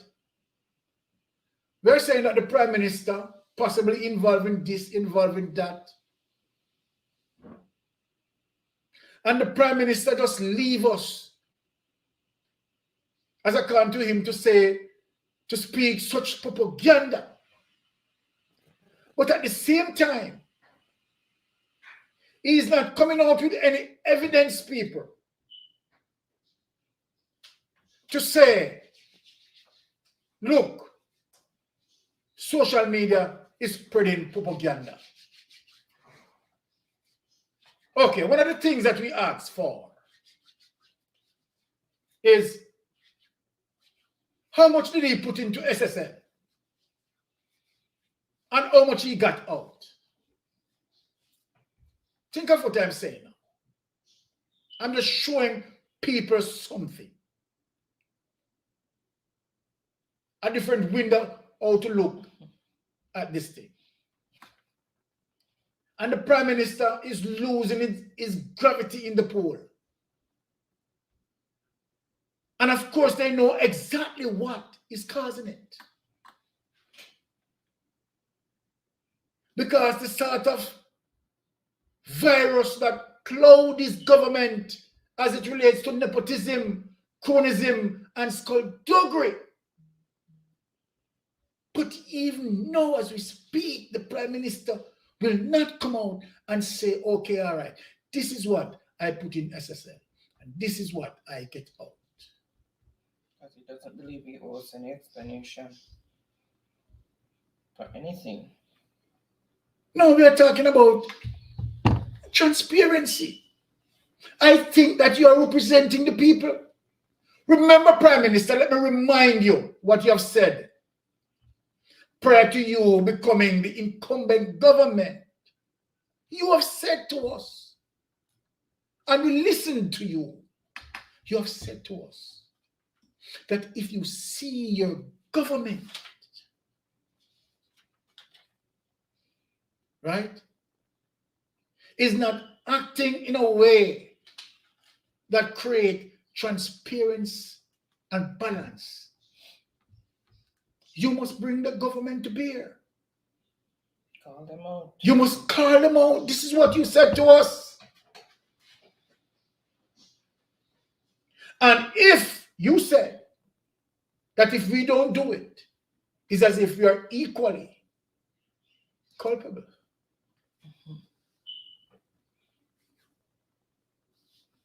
So then I am saying, Prime Minister,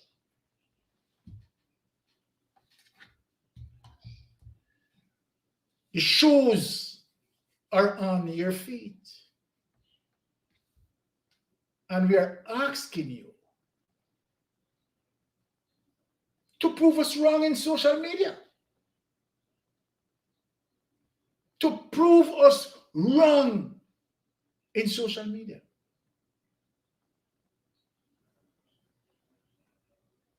right? As it relates to being transparent. People have to fight back. Baron, Simon. to say, Baron. Okay. You're talking. Okay. People have to fight back. Byron, corruption doesn't go away on its own. So right. So right. So right. Right? Get up, stand up. And one of the ways in Stand which up for your we rights. are going to fight back is through the process of voting. Mighty finger. We are going to use the finger and do what's right. It's simple.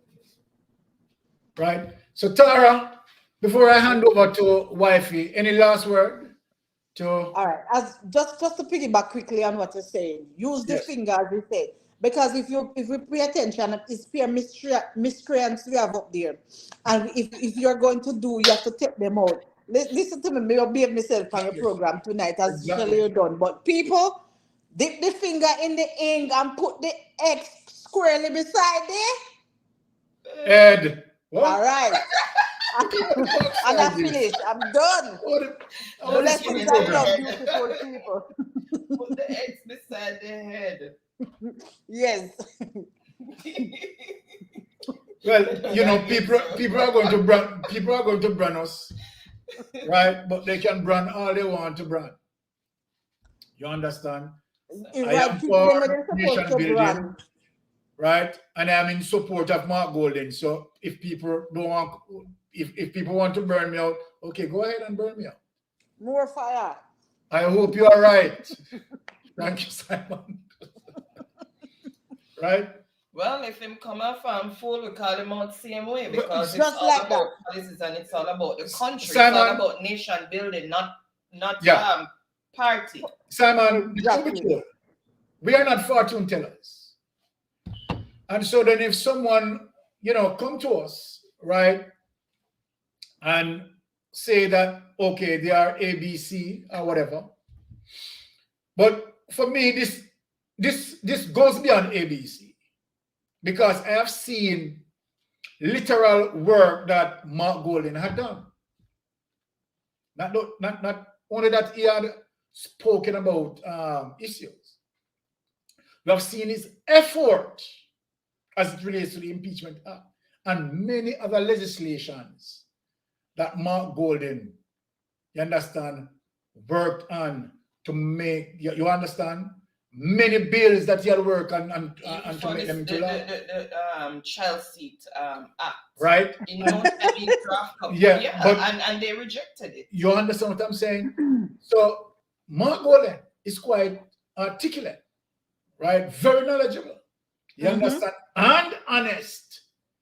So far in terms of what we have seen, right? I'm just saying. Seem hungry, you can't give him a plate of food for carry. Well, remember, say PJ Patterson one we know.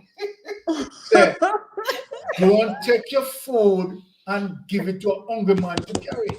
All Well, that's right. exactly what we did, and we see what happened. Food eat off. Food eat off. And plate that way. And plate that way. All right. So then, you understand, Mark Golden, right? I mean, academically savvy, right? Politically savvy, right? And honest. Don't let out that. Right? Financially credible. And I love you putting that. Financially credible. Because guess what? His statutory declaration verified. All right. Verified. You understand? So then if you want to have something to compare, there you have it. Right? You have all the items to compare. One statutory declaration verified, one doesn't. One sign the code of conduct, one doesn't. One try to, you understand, make impeachment, try to create an impeachment act into law. Accountability. The other one run before it. Right? And when him run before it, him gone to the extent to shot him muzzle the Integrity Commission. So then, what you want? No, for me now, who they seek a leader who is honest, right? And straightforward like Mark. Why should I go the other way? No, a nation building, me say. A nation building, me say. And it not defend. All right. So, Radam. All right. I'm handing over the program to you, Wifey. All right. And once again, I want to say, my ardent listener, thank you for passing through. I really appreciate that. Love and appreciation always. Tara, thank you for coming up with me. Love you, bye. Blessings all the time, you know it go. Thank you so much, Tara. Happy Friday and have a wonderful and blessed weekend. Thank you so much for your wonderful insight and input again. And for everyone in the chat. Sorry, Tara, go ahead, Tara. No, I said anytime. All right. Thank you so much. Really appreciate it. All right. So everyone in the chat, thank you so much. Really appreciate you guys' contribution to the topic. Thank you for putting your point of views across and making the conversation very insightful, informative, and can't say fulfilling because we still have the problems. Can talk, but we just have to wait and see what happens and hope that democracy will prevail. But if not, then we'll just have to get out there, stand up and fight for our rights. Because you see what the potential of what is happening. All right, so we are going to go into Jeopardy. So you know it's playing for credits. And we are going to be asking questions in the form of a statement. You answer in the form of a question. Everyone has the opportunity to play.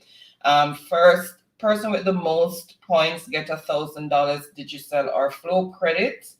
And then we have oh, I did put it up. You didn't realize, but okay, it's COVID money they use to buy votes. The government is broke now. Beverly. All right. All right, and then we have 4 runners up of $500 credit each, Digicel or Flow. So I am just gonna go ahead and reveal the template. Let me just bring it up here. Here's number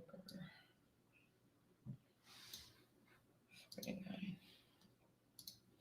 All right, so let me just go ahead and share the screen and Chuck Life is saying, well done as always, Baron. Thank you. Bless so up, much, Chuck Life. Beverly. And okay, so let me just go ahead and share. And thank you so much, guys, for still being here. No, you could have be otherwise minded on Friday, always saying it, but it is true. You could have been doing something else, but you chose to be here with us, and we really, really appreciate that. All right, so let me just take off so you can see the categories. So these are the categories for tonight. We have tourist attraction, which is Jamaica, Jamaican cities and towns, mathematics, famous Jamaicans, and famous Jamaican quotes. All right. It's a conjure for 500. All right, so to start with, conjure for 5,000. For 5,000. And so we're gonna start with math. I see Wayne has thrown out math there, and the person who answers the question correctly will choose the next category and for how many points. So let's see what's under math for 500. If a farm produced 24,431 sticks of cinnamon last year and 26,072 sticks this year, the farm produced this many more sticks than this year, sorry. If a farm produced 24,431 sticks of cinnamon last year and 26,072 sticks this year, the farm produced this many more sticks this year. Sorry, just one. Can I have one of the pen out the container, please? Hand me one of the pens, please. Not that one, the other one. Yeah, there's another one like that.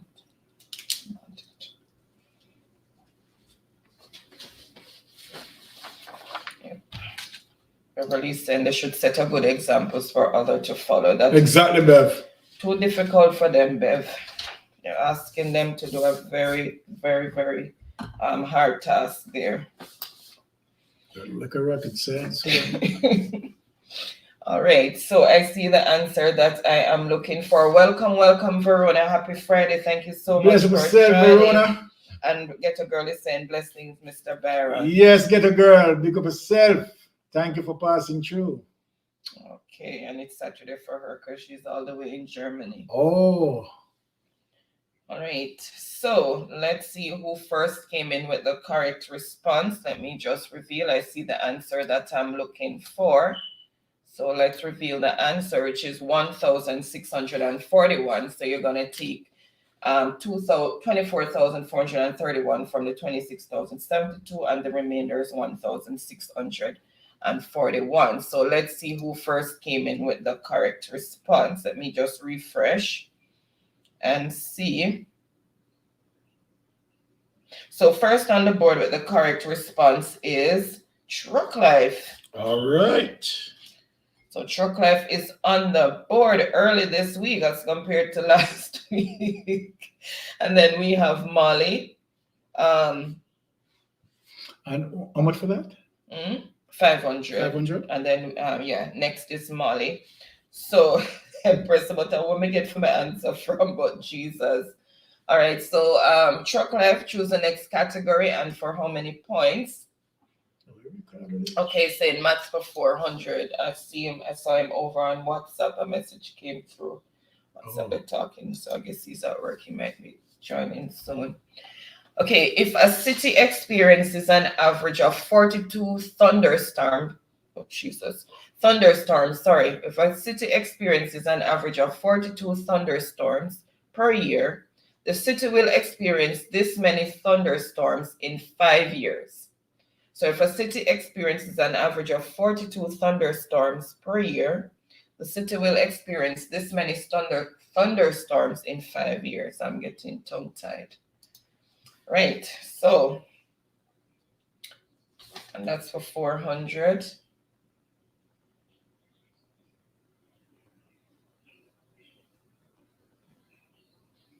All right, and I see the answer that I'm looking for. Yes, that's for 400. All right, so let's reveal the answer. It's 210. All right, so it is 42 multiplied by 5 because it's 5 years. So per year, in 1 year, you get 42. So in 5 years, you have to multiply the 42 by 5, and you get 210. Who got it? Let me just see. I need to refresh. Okay, so let's see who first came in with the correct response. Empress, what is 210? Then Verona and Molly. 210. Right. Yep. So Empress, choose the next category. 400 how many points, right? points? Yeah, 400. So Empress is on the board.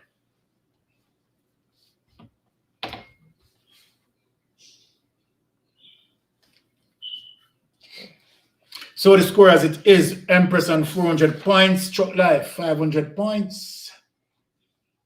All right. Welcome, welcome, AG, born Jamaican. Happy Friday to AG, you. bless Blessings and yourself. more blessings. Empress is saying tourist for 100. Caymanas Park. Oops, sorry. Tourist attraction. Oops, I thought I made a mistake. Sorry. Caymanas Park is located in... So where is Caymanas Park located? I need the city, not the parish. Okay, so I see the answer that I'm looking for. No delays. Oops. What is Portmore? So Caymanas Park is located in Portmore. And that is for 100 points. So let's see who first came in with the correct response. Okay, first on the board is Truck Life for 100. Then Empress, Truck Life again.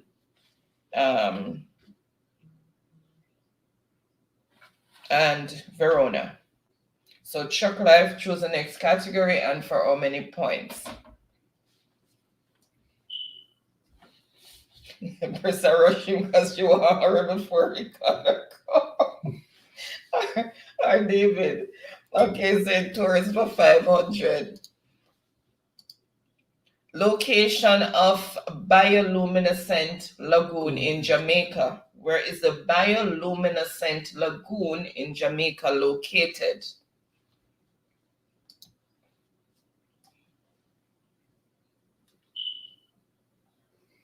That is 500.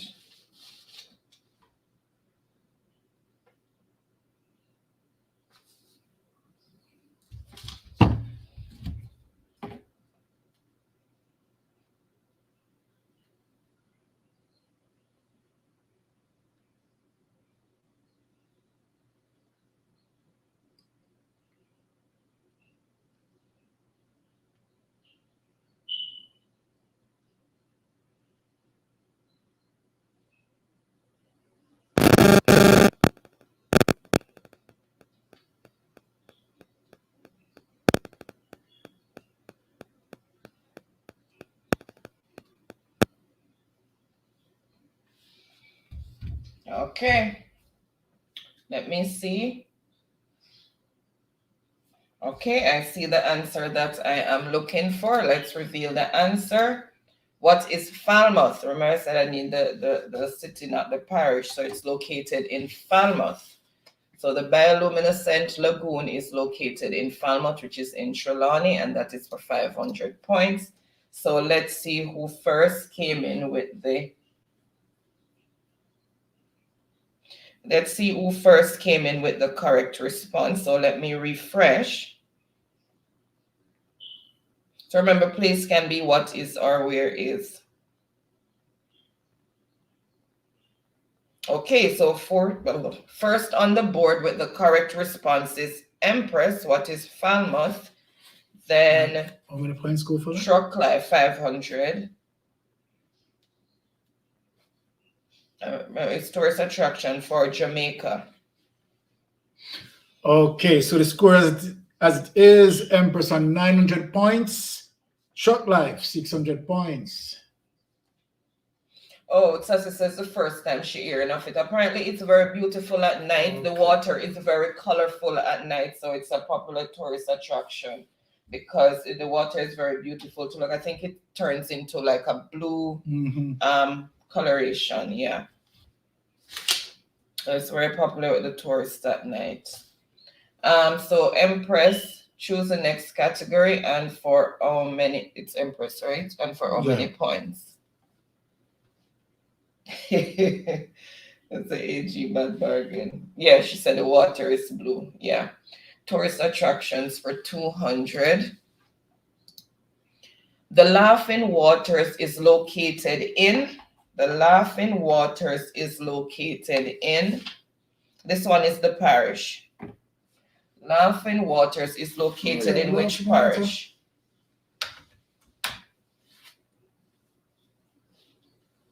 The parish.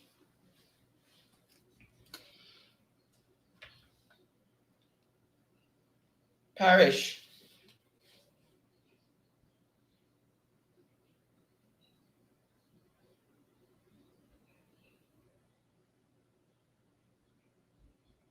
Okay, I see the answer that I am looking for, so I am not going to delay any longer. What is St. Anne? So it's located in the parish of St. Anne. So let's see who first came in with the correct response.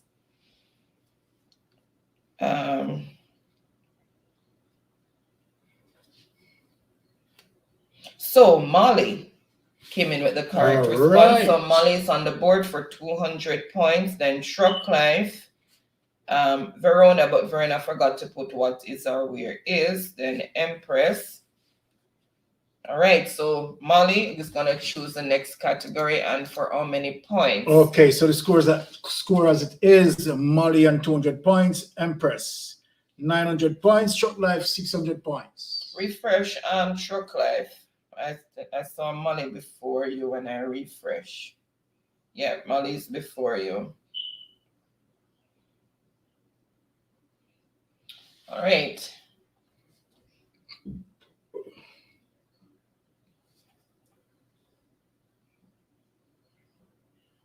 Somebody says Truck Life get it first. No, Molly, it's before Truck Life. Look again. Okay. Let me just hold on. Let me go back up a little further. Okay, so we had Truck Life. Oh, sorry. Yes, it's Truck Life for real. It's Truck Life. I started looking at from Steer Town. Sorry, Molly. It's Truck Life who got it. I'm sorry. Okay, so It's because the words are close. all right, that's an error there. So let me just reiterate the score. Truck Life on 800 points, Empress on 900 points. All right, so Truck Life, choose the next category. A screenshot did not come in and okay, yeah, because the Saint and Anne was like joined together, so that's why I missed it. Okay, sorry about that, Molly. All right, so he's saying math for 300.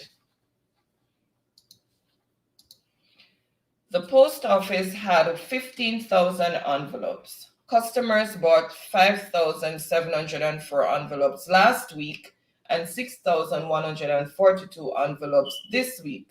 The post office had this many envelopes left. So in all, they had 15,000 envelopes, and customers bought in 1 week 5,704, and then in the following week or the week before 6,142 envelopes. No, in this week 6,142 envelopes. The post office has this many envelopes left.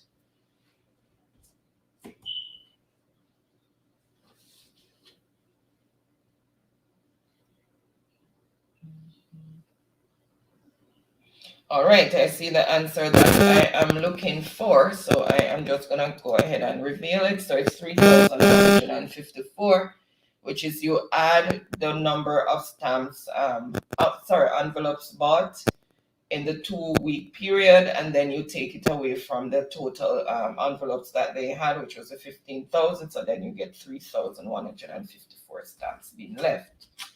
All right, so that is for 300 points. So let's see who first came in with the correct response. Boy, Truck Life, your finger give you a fight with that one here, man.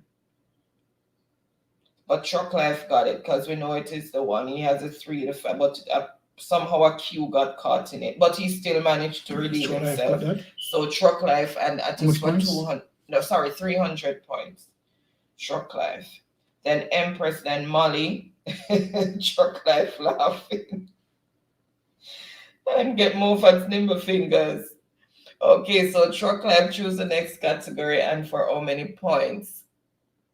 Okay, so it's saying math for 200, so it's keeping it math. Right, a bread slicer slices 3 loaves of bread per minute. It would take this long to slice 540 loaves of bread. So how long will the slicer take to slice 540 loaves of bread if it slices 3 loaves of bread per minute? Lord, look at my scholars.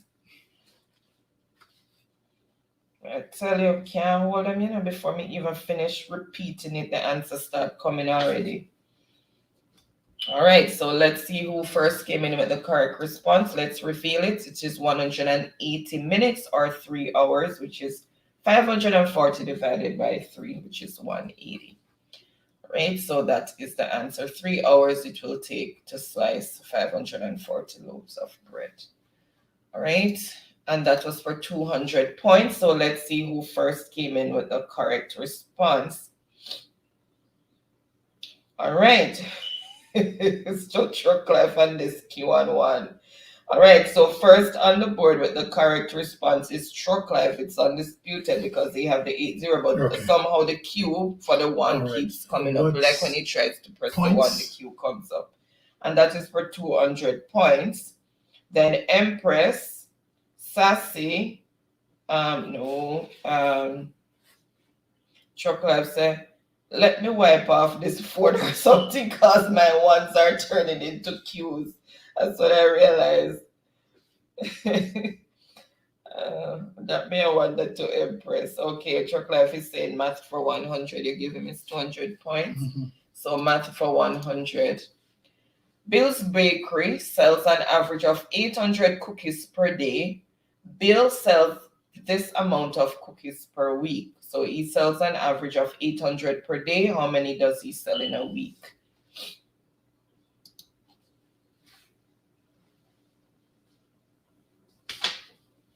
Oh my goodness, it's up there already. Damn quick. All right, I see the answer that I'm looking for, and it is, what is 5,600? So it's 800 multiplied by 7, which is equal to 5,600. Right. So let's see who first came in with the correct response, because 7 days make a week. So you have to multiply by the 7 days of the week. All right, so let's see who first came in. Simone, welcome. Happy Friday. Thank you so much for joining. When you're answering, you have to put what is for place or thing, and then if it's the name All of right, a Simone, bless person, yourself. you put who is and then the answer. It's just sun kiss this. This is okay. Let me see if I'm missing something up the top there. Okay, no. All right, so let's see who first came in with the correct response.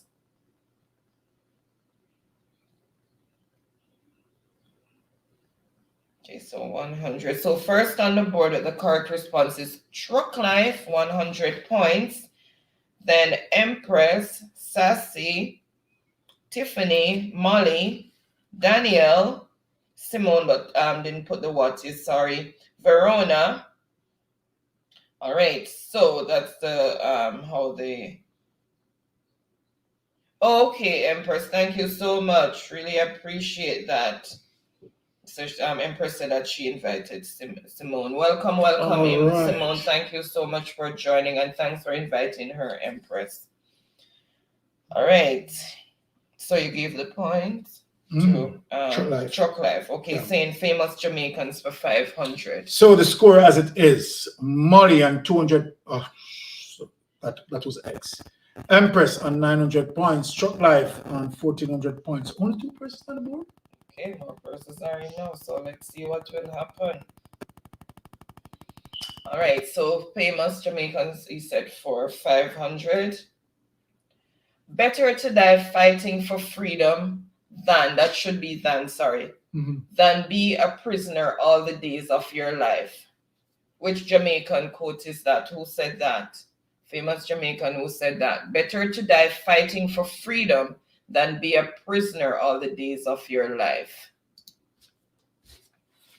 Jamaican. Oh, Ricardo, so me upon the road, I deal with an emergency, man. That's why me not play. Okay, Ricardo, okay. hope it's nothing too serious. Stay safe, okay? All right. I see the answer that I am looking for. So, wait, did I see it? Okay, yes, I see it. So, let me reveal it. Drum roll. Who is Bob Marley? He says, better to die fighting for freedom than be a prisoner all the days of your life. All right, so it's 500, and it's relevant to today's happenings. Exactly. All right, so let's see who first came in with the correct response. This thing is sort of slowing up. All right, so I started there. Me just reach Ricky, all the maths done on me, hush. Sure, this one is frozen. Where's another? Give me another device. This one? Hold on, it's okay now. Okay. Okay, let me go back. All right, so let's see who first came in with the correct response. So first on the board with the correct response is Empress for 500, who is Bob Marley. Then we have Simone, Tiffany, okay, and that's the order in which the answers came in. So Empress, choose the next category. No man, Baron, you put extra in there. Start feeling no. You not put little bit, you put something there. All right, so Empress, it's done, but we can't drink anymore. Okay. All right, so Empress, choose the next category and for how many points?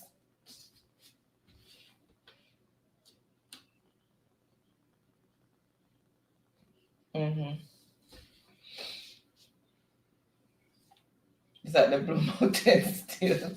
Okay, Empress is saying 400 famous quotes. No matter, oh Jesus, no matter what's wrong with my tongue tonight. No matter what comes, I will always work hard and do my best. No matter what comes, I will always work hard and do my best. Which famous Jamaican said that? And I'll give you a clue because it has to do with track and field. I'll give you a clue for that one. It has to do with track and field.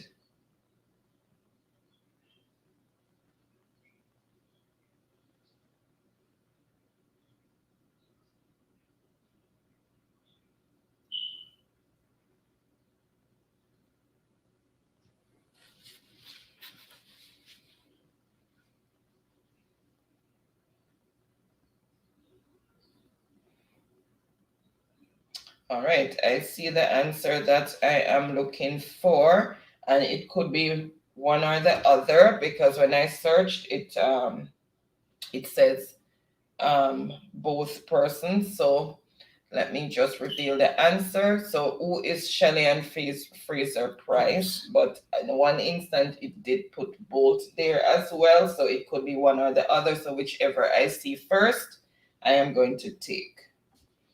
Right, so that is 400 points.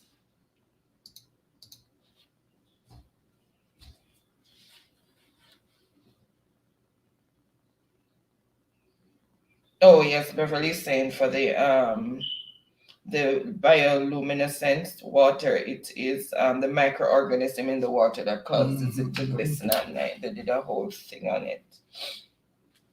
All right, so let's see who first came in with the correct response, and that was for 400 points. Let me just refresh.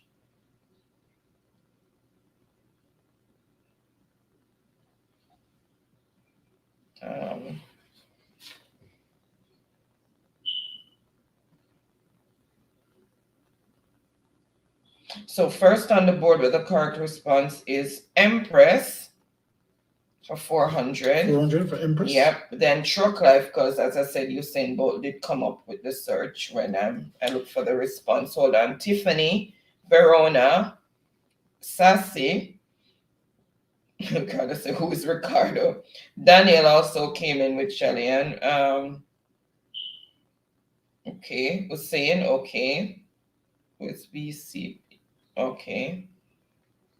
All right, and that's the category in which the answers came in. And that's the sequence in which the answers came in. And Tiffany said, Jamfet, where are you?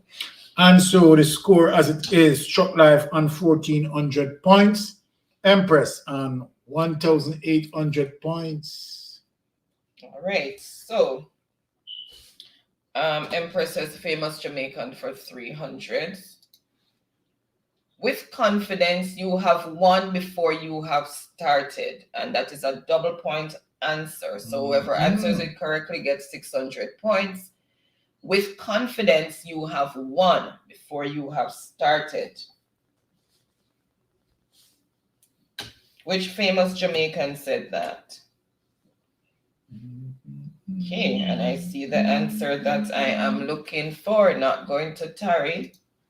Who is Marcus Garvey? All right, some wise quotes there. All right, so that is for 300 points. Oh, doubles at 600 points. All right, so let's see who got those 600 points.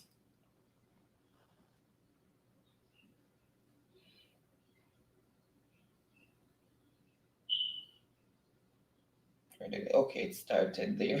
Tiffany asking for everybody, where Delco, where are you? He says he's in a different department, so he's a bit more busy. He'll drop in when he can. So first on the board with the correct response is Tiffany. 600 points. What? So Tiffany's on the board with 600 points. Then Empress, Molly,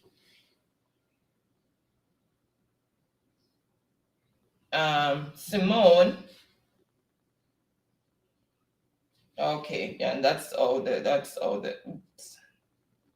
answers came in. Tiffany said backside guessing gives me a point. And everybody's laughing. Okay, that is a true triple F. Triple F said go Tiffany. Okay. Tiffany said I guess. Okay, Tiffany, next category, and for how many points?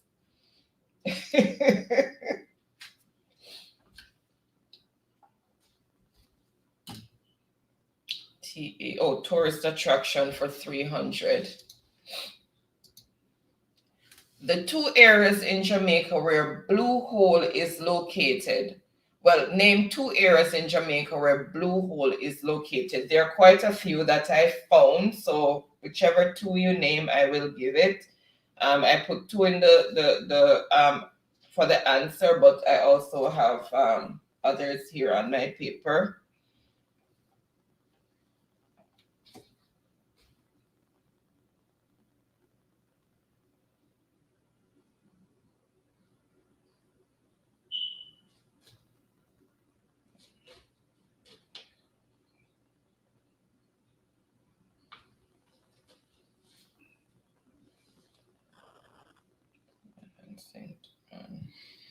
All right, let's see.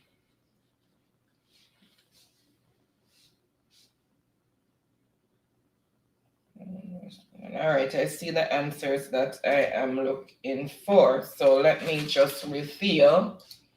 So Blue Hole Mineral Spring, which is located in Westmoreland, and you also have Irie Blue Hole, which is in St. Mary, and you also have Cool Blue Hole, which is in St. Anne, and Blue Lagoon, which is in Portland.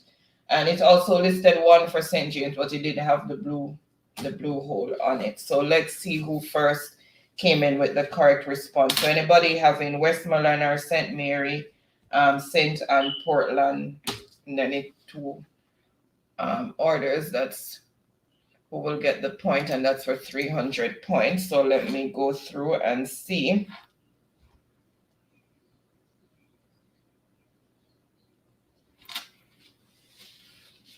All right, let's see. Oh, come on, chat. Stop jumping back. Portland. So it's the parishes that I need. I kind of not get it here, but I'll go on. Yeah, go on, good Simone. Portland and St. Elizabeth. No. All right. St. Thomas and Portland. Oh.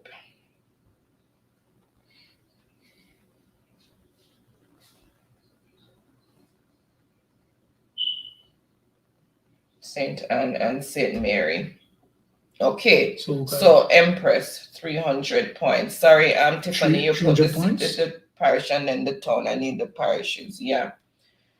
So St. Mary and St. Anne.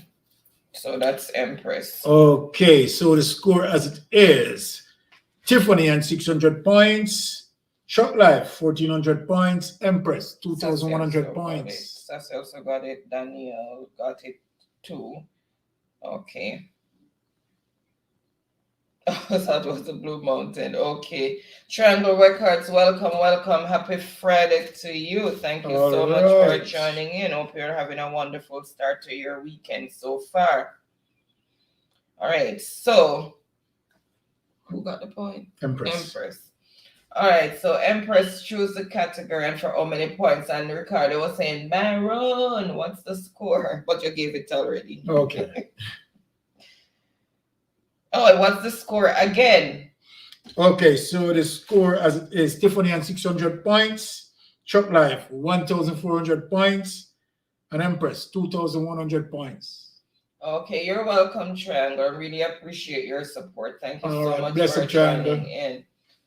Ricky, try jump on the board. Only 3 persons up there. 3 of them alone. All right, so she's saying code for 200. I don't think limits. Which famous Jamaican said that? I don't think limits. Clue, track and field. I don't think limits. Clue is track and field.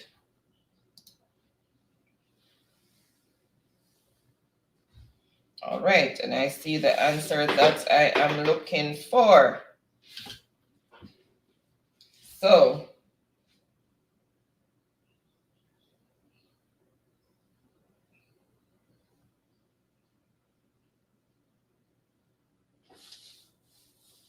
all right, so let's reveal the answer. Who is Usain Bolt? He doesn't think limits. All right, so that is for 200 points. Let's see who first came in with the correct response.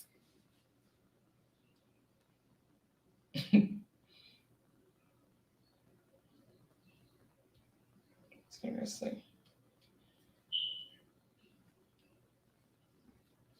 Let me that device because this one is starting to act up. I don't know why. Winston Broughton, welcome over there on Facebook, and he's saying Portland and St. James. Saying good night, Mr. and Mrs. Houghton, everyone watching. Hope all is well with you. Hope all is well with you as well, Broughton. Happy Friday. Thank you so much for joining in. And for everyone else on Facebook, thank you. Really appreciate you guys being here. Big up yourself, Broughton. Looked over there in a while. All right, so let's see who first came in with the correct response. Sorry, guys, the other one was freezing up on me. I had to switch over.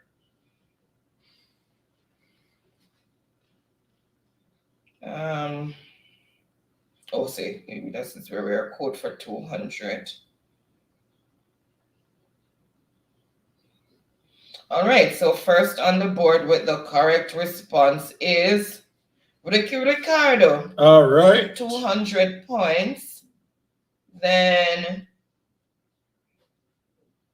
Tammy, Empress, Molly, over and I was asking for a clue. Then Verona. All right, and that's the that's how the answers came in. Also, Simone came in with Usain Bolt. All right. And he's saying towns and cities for 300, says Ricardo. 300. Number of officially designated cities in Jamaica. Number of officially designated cities in Jamaica.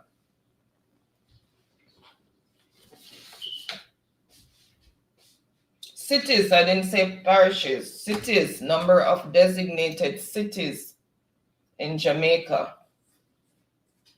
All right, I see the answer that I am looking for. Hush, Tiffany, her internet, she says, is lagging. All right, let's see. What is 3? Kingston, Portmore, and Montego Bay. So that is for 300 points. So let's see who first came in with the correct response.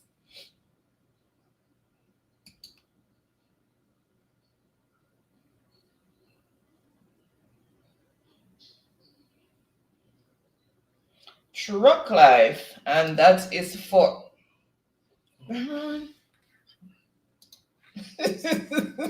No, leave it. It's okay. Okay. That's the one that froze. Just This leave one? it. Leave it, No, Baron. something else. You're going to go on and go on until you mess up stuff, you know. All right. Thank you.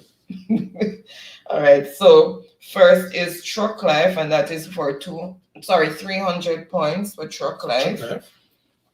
Then Daniel, Ricardo, Empress, Tiffany,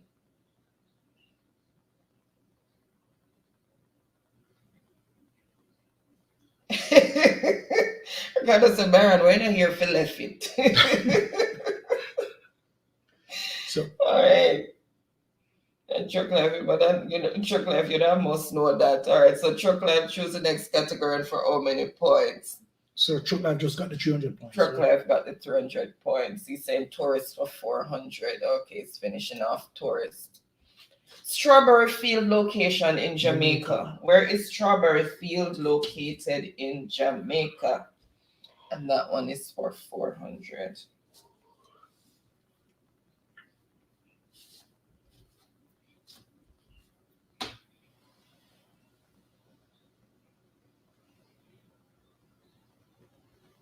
Which parish is Strawberry Field located?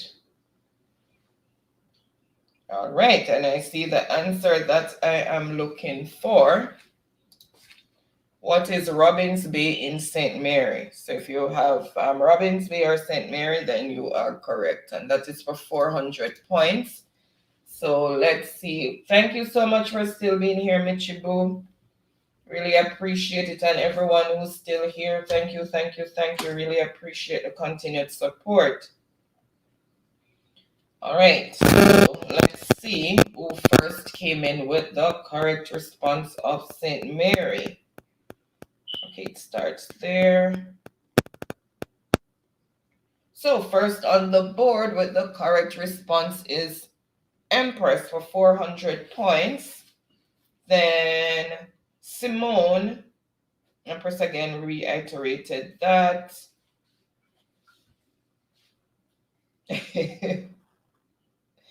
When I say her wife, I give her a bad fight. All right, so Empress chose the next. Yeah, I added 400. You said 400? 400, yeah. No, I'm just thinking. Sorry, guys, I'm frazzled. I've been working since Sunday, so I'm trying to concentrate. Okay, so the score as it Really is Ricardo scrambled. on 200 points, Tiffany 600 points, Truck Life 1,700 points, Empress 2,500 points. Okay. All right, so that one is gone. All right, so Empress is all right.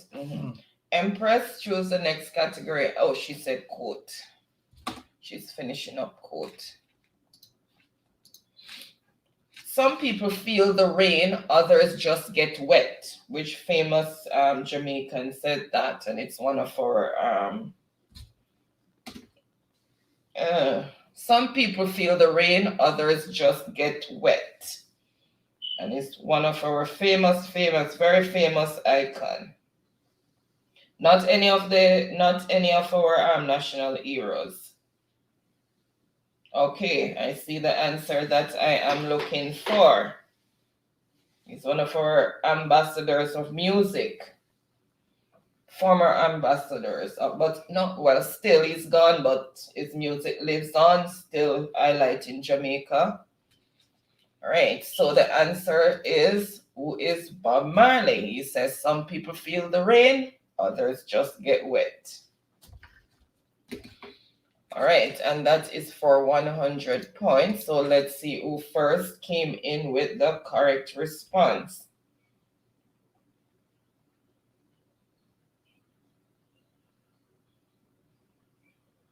All right, so first on the board with the correct response is Tammy for 100 points. All right. Yeah, 100 points. Then Ricardo, it was a typo for him. I understand, Ricardo, it was a typo. Tammy for 100 points. And then Truck Life, Simone. Ricardo corrected himself, but still. And then Empress, Daniel, Tiffany. All right, Clive is cheering on Tammy. Someone said almost got to know. All right, so Tammy, choose the next category and for how many points? My teammate Tammy on the board says Truck Life and he's celebrating. All right.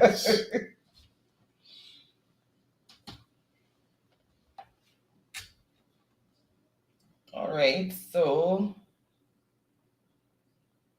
okay, so Tammy choose the next category. Internet, okay. Okay, she's saying famous Jamaicans for 200. Okay, famous Jamaicans for 200. Who is known for this quote? We are going to emancipate ourselves from mental slavery, for though others may free the body, none but ourselves can free the mind. Mind is our only ruler, sovereign. Ooh, we are going to emancipate ourselves from mental slavery, for though others may free the body, none but ourselves can free the mind. The mind is our only ruler, sovereign. Who made that quote? All right, I see the answer that I am looking for. The song came from that person's quote. I see some people are saying that person, but it's actually who is Marcus Garvey, and then Bob Marley did the song with some of those words. All right, so Marcus Garvey. So that is for 200 points. And who got the points? Let's see who first came in with the correct response. And we still have a double score left and double score and another double point. So, right, let's see. So famous Jamaican for 200, that's where it started. All right, so first on the board with the correct response is Tiffany. That's for 200 points. It's a typo. She didn't get to finish the Garvey properly, but we understand that it's Garvey that she's saying. Then Tammy, sorry. Okay. And Tammy, Simone, Verona Abel, welcome. Thank you so much for joining. Really appreciate you. Happy Friday. Thank you so much for joining in. Then we have Ricardo. Molly, it's a bit tired about Molly questions now. All right, so the score as it is, Tammy on 100 points, Ricardo 200 points, Tiffany 800 points, Truck Life 1,700 points, and Empress 2,500 points. That's what said Tiffany, right? So Tiffany choose the next category and for how many points? JCT? Jamaica Cities and Towns. Jamaica Cities and Towns. Okay, thank you. And she said for how many? 400. Okay. Plantation Garden River is in this parish. Plantation Garden River is located in this parish.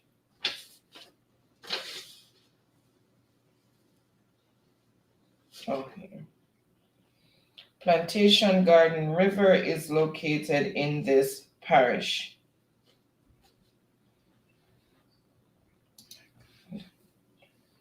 Good. Oh, that's for 400.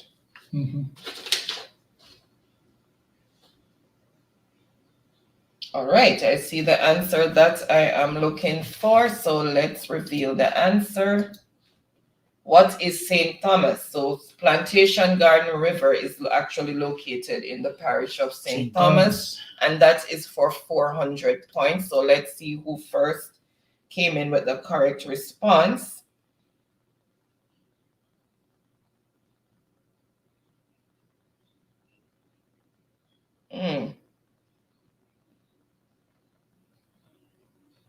First on the board with the correct response is Empress. Okay. And that's for 400 points. Then Verona, Simone, Molly. Okay, and that's how the answers came in. Chocolate said Tiffany is the best wild guess. Okay, and Secret River is located there according to Sassy. All right, so what did I say? Empress. Empress? Yeah. Okay, Empress, choose the next category.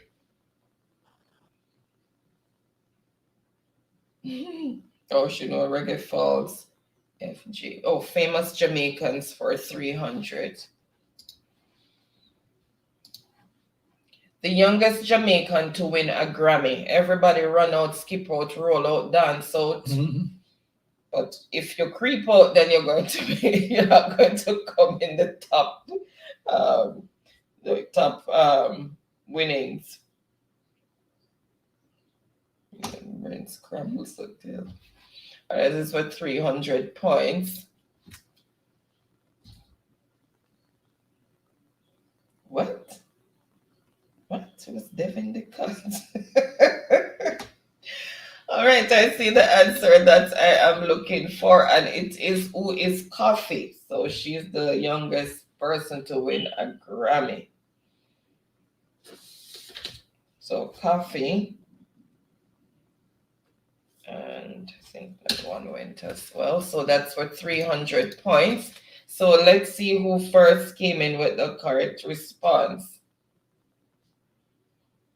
So first is Ricardo, and that is for 300 points for Ricardo. Then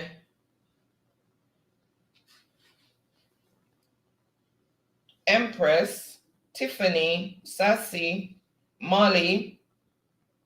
Yeah, that's how the answers came in. So Ricardo, right? Yeah, Ricardo. Choose the next category and for how many points? So the score as it is, Tammy on 100 points, Vicky Ricardo 500 points, Tiffany 800 points, Chuck Life 1,700 points, and Empress 2,900 points. Okay.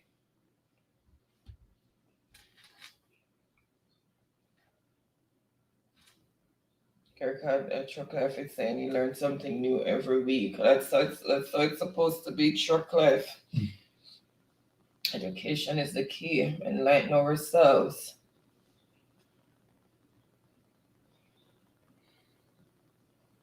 Empress rush Ricky, choose na Ricky. Ricky said sleep or slap him like myself here. All right, so it's JCT for 200. The largest city in Jamaica. Run out, skip out, jump out. The largest city in Jamaica.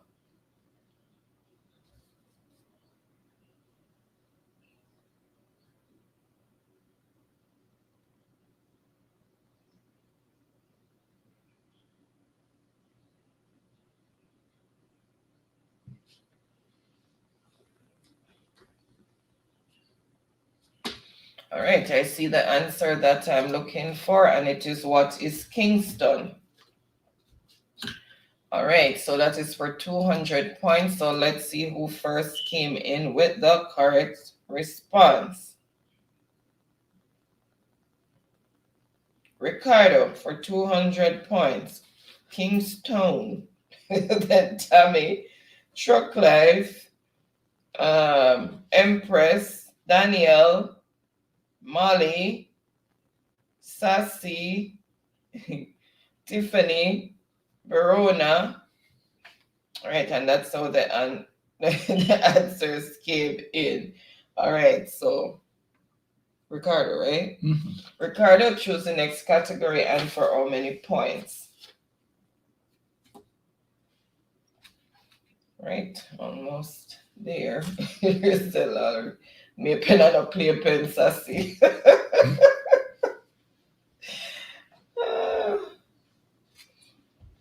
All right, so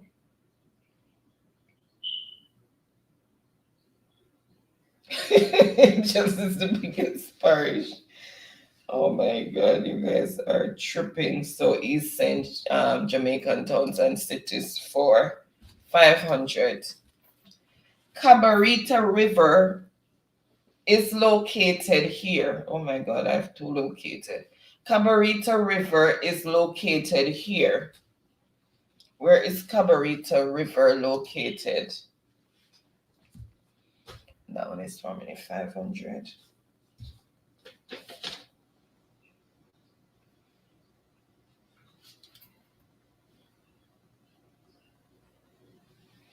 All right, and I see the answer that I am looking for. So known delays. What is Westmoreland? So Cabarita River is located in Westmoreland. And that is for 500 points. So let's see who first came in with the correct response. Is what take Ricardo tonight with that gentleman. All right, let's refresh and see.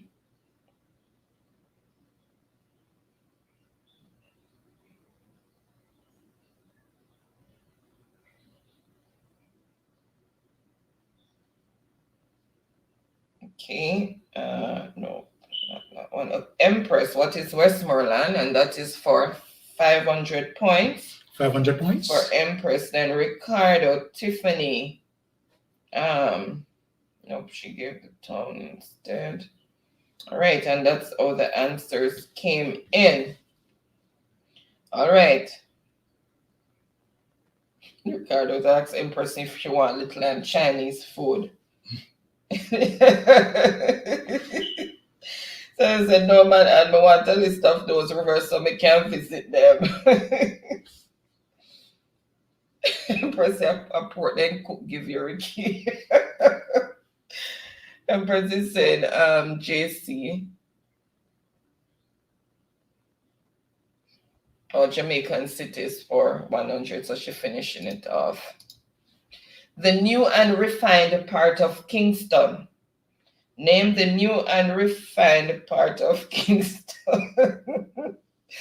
Chuck said pork fried rice Ricardo get. Lord Jesus, I don't bother Ricardo no man.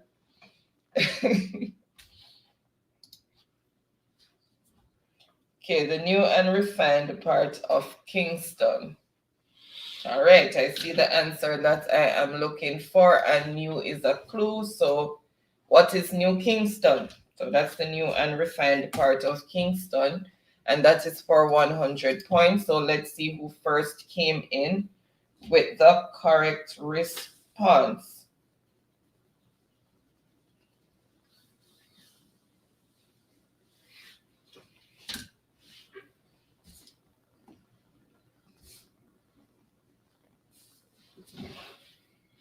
Okay, one leave. Okay, so let's see who came in with the correct response of New Kingston.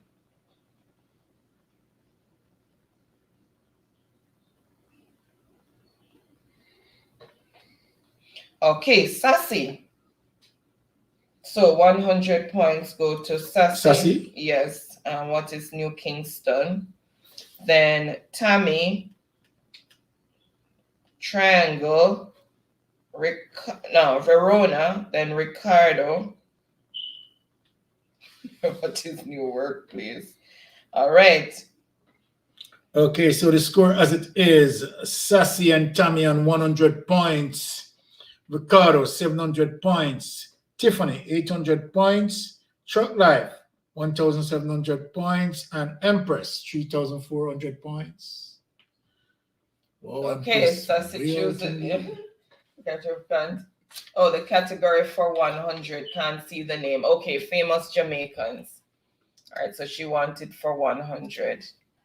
The DJ that scored a massive hit with Barrington Levy on Living Dangerously. So the DJ that scored a massive hit with Barrington Levy on Living Dangerously is the title of the song. So which DJ was that? Was along with Barrington Levy.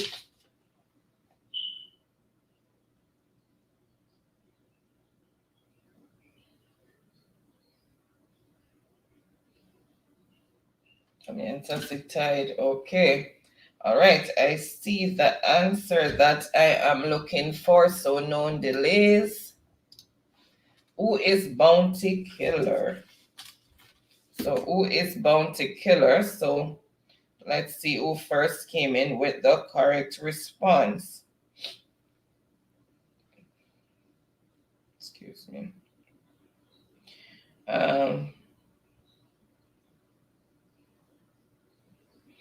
So tell me Okay.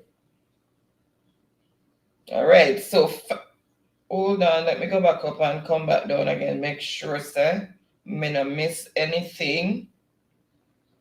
So first on the board with the correct response is Simone for 100 points. Simone for 100 points? Yeah. Then Molly, Truck Life, Sassy, Danielle, Empress, Tammy. All right, so that's how the answers came in. So Simone is gonna choose. Oh, Simone said 3 persons. I know. So there's only 2 left on the board. So Simone, choose one, either 400 or 500 points. Ricardo's asking, what's the score, Baron? Okay, so the score as it is: Simone, Tammy, and Sassy on 100 points. Ricardo 700 points. Tiffany 800 points. Truck Life 1,700 points, and of course Empress in the lead 3,400 points. Empress coming to vengeance this week, last week. Yeah, Empress. Empress, I take it to them this week. All right, so Simone is saying for 500. So let's see what's under 500.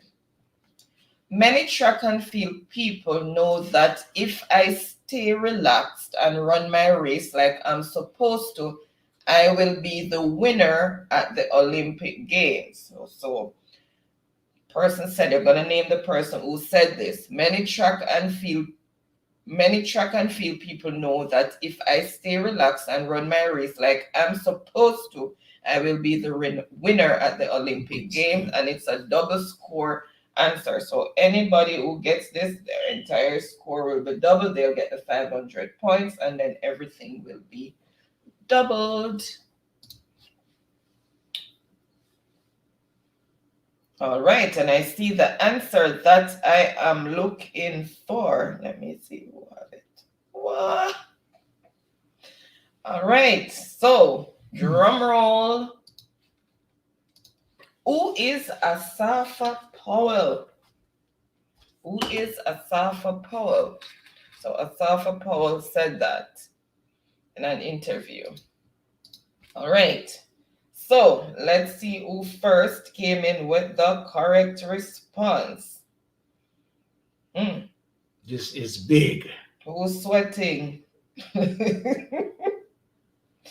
Regardless, so let me know if me safe. All right.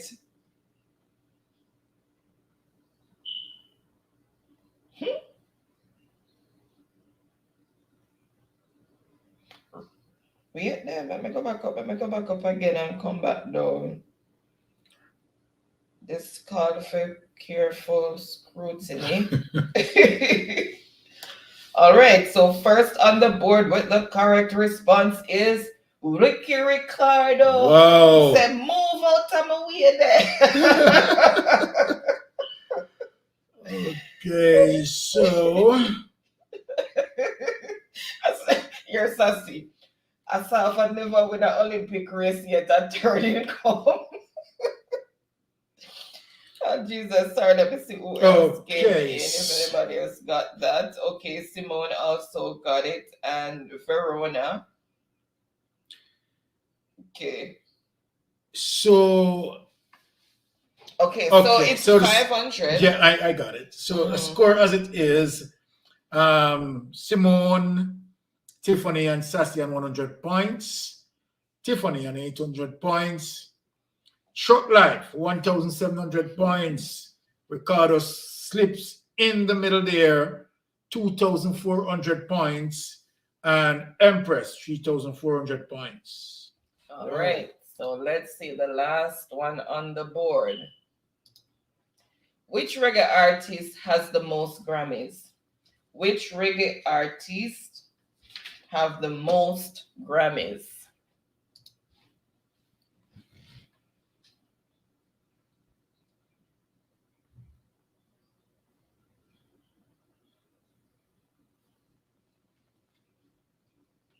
Which reggae artists have the most Grammys?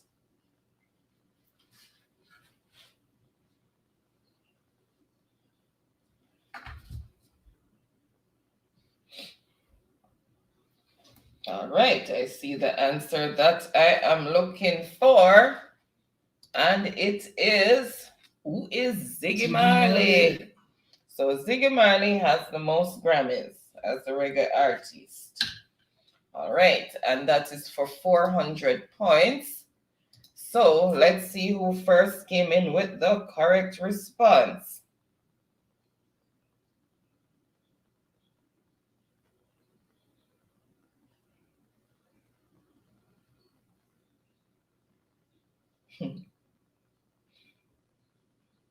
Let's go back.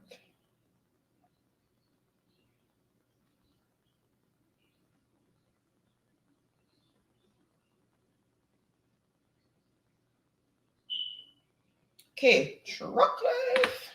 Okay. 400 points for Truck Life. Mofats, welcome. Happy Friday to you. Thank you so much for joining. You made it back out down from the Blue Mountain top. Thank you so much for joining. Happy Friday. Then we have Truck Life repeated it again. And Molly says, who's Ziggy? And Empress is saying, congratulations. She said, who the heck is Ziggy Lord? Oh my goodness. So we'll go on Mystic Nation. Bless up. Nimble Fingers late, says Danielle. I enjoyed tonight. It was really fun. Thank you so much, Empress. Really appreciate you guys. All right. So we still have a fifth place call off, and only 3 persons are going to participate in that fifth place, which is Simone, Tammy, and Sassy. Because we still need a fifth place winner. So Simone, Tammy, and Sassy will be all the persons who will be answering one more question. So Simone, Tammy, and so that we can decide the fifth place winner. Roll down the hill like Humpty Dumpty. Okay, I will let you choose which template you want to use. I have templates from 1. Tonight I used 49. From 1 to 48. So between Tammy, Sassy, and Simone, choose a template. Just throw out one of the numbers between 1 to 48, and I will pull up that template. And you choose a category from one of those.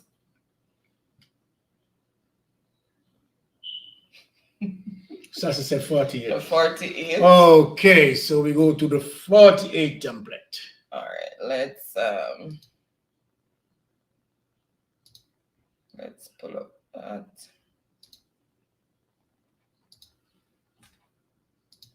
Number 48.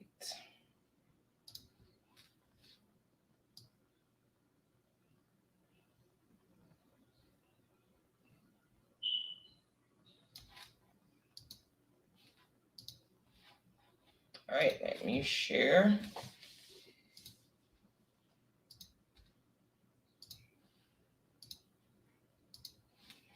All right, so that's the category for number 48. Name this profession: unscramble, people in the Bible, riddles, and capital cities. This was this paper. Oh, you can't see them? Why can't you see them? Oh, she's saying riddles. Oh, okay. Oh, if me did come earlier, you guys would be competing for 6 boss position. Those was the man lucky number. Okay, so she's saying riddles. Riddles for how many points, Sassy? And remember to put who is if it's the name of a person, and what is or where is if it's the name of a place or thing. How many points for riddles, Sassy? Okay, 100. Okay. Riddles for 100. It goes up and down the stairs without moving. It goes up and down the stairs without moving.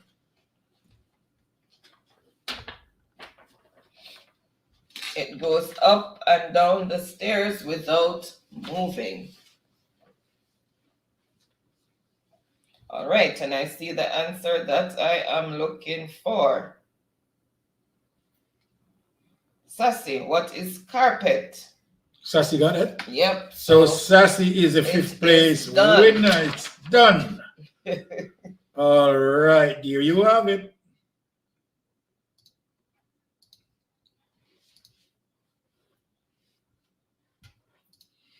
All right. All right. So congratulations to all the winners, and thank you to everyone who participated. Really appreciate it. So who are you didn't read them out already, the points and stuff? Oh my God, I am so my brain is scrambled. All right, guys. So thank you again so much for joining in. Really appreciate each and every one of you. We're not gonna delay again tonight because honestly we are frazzled. Very, very, very tired, to be honest.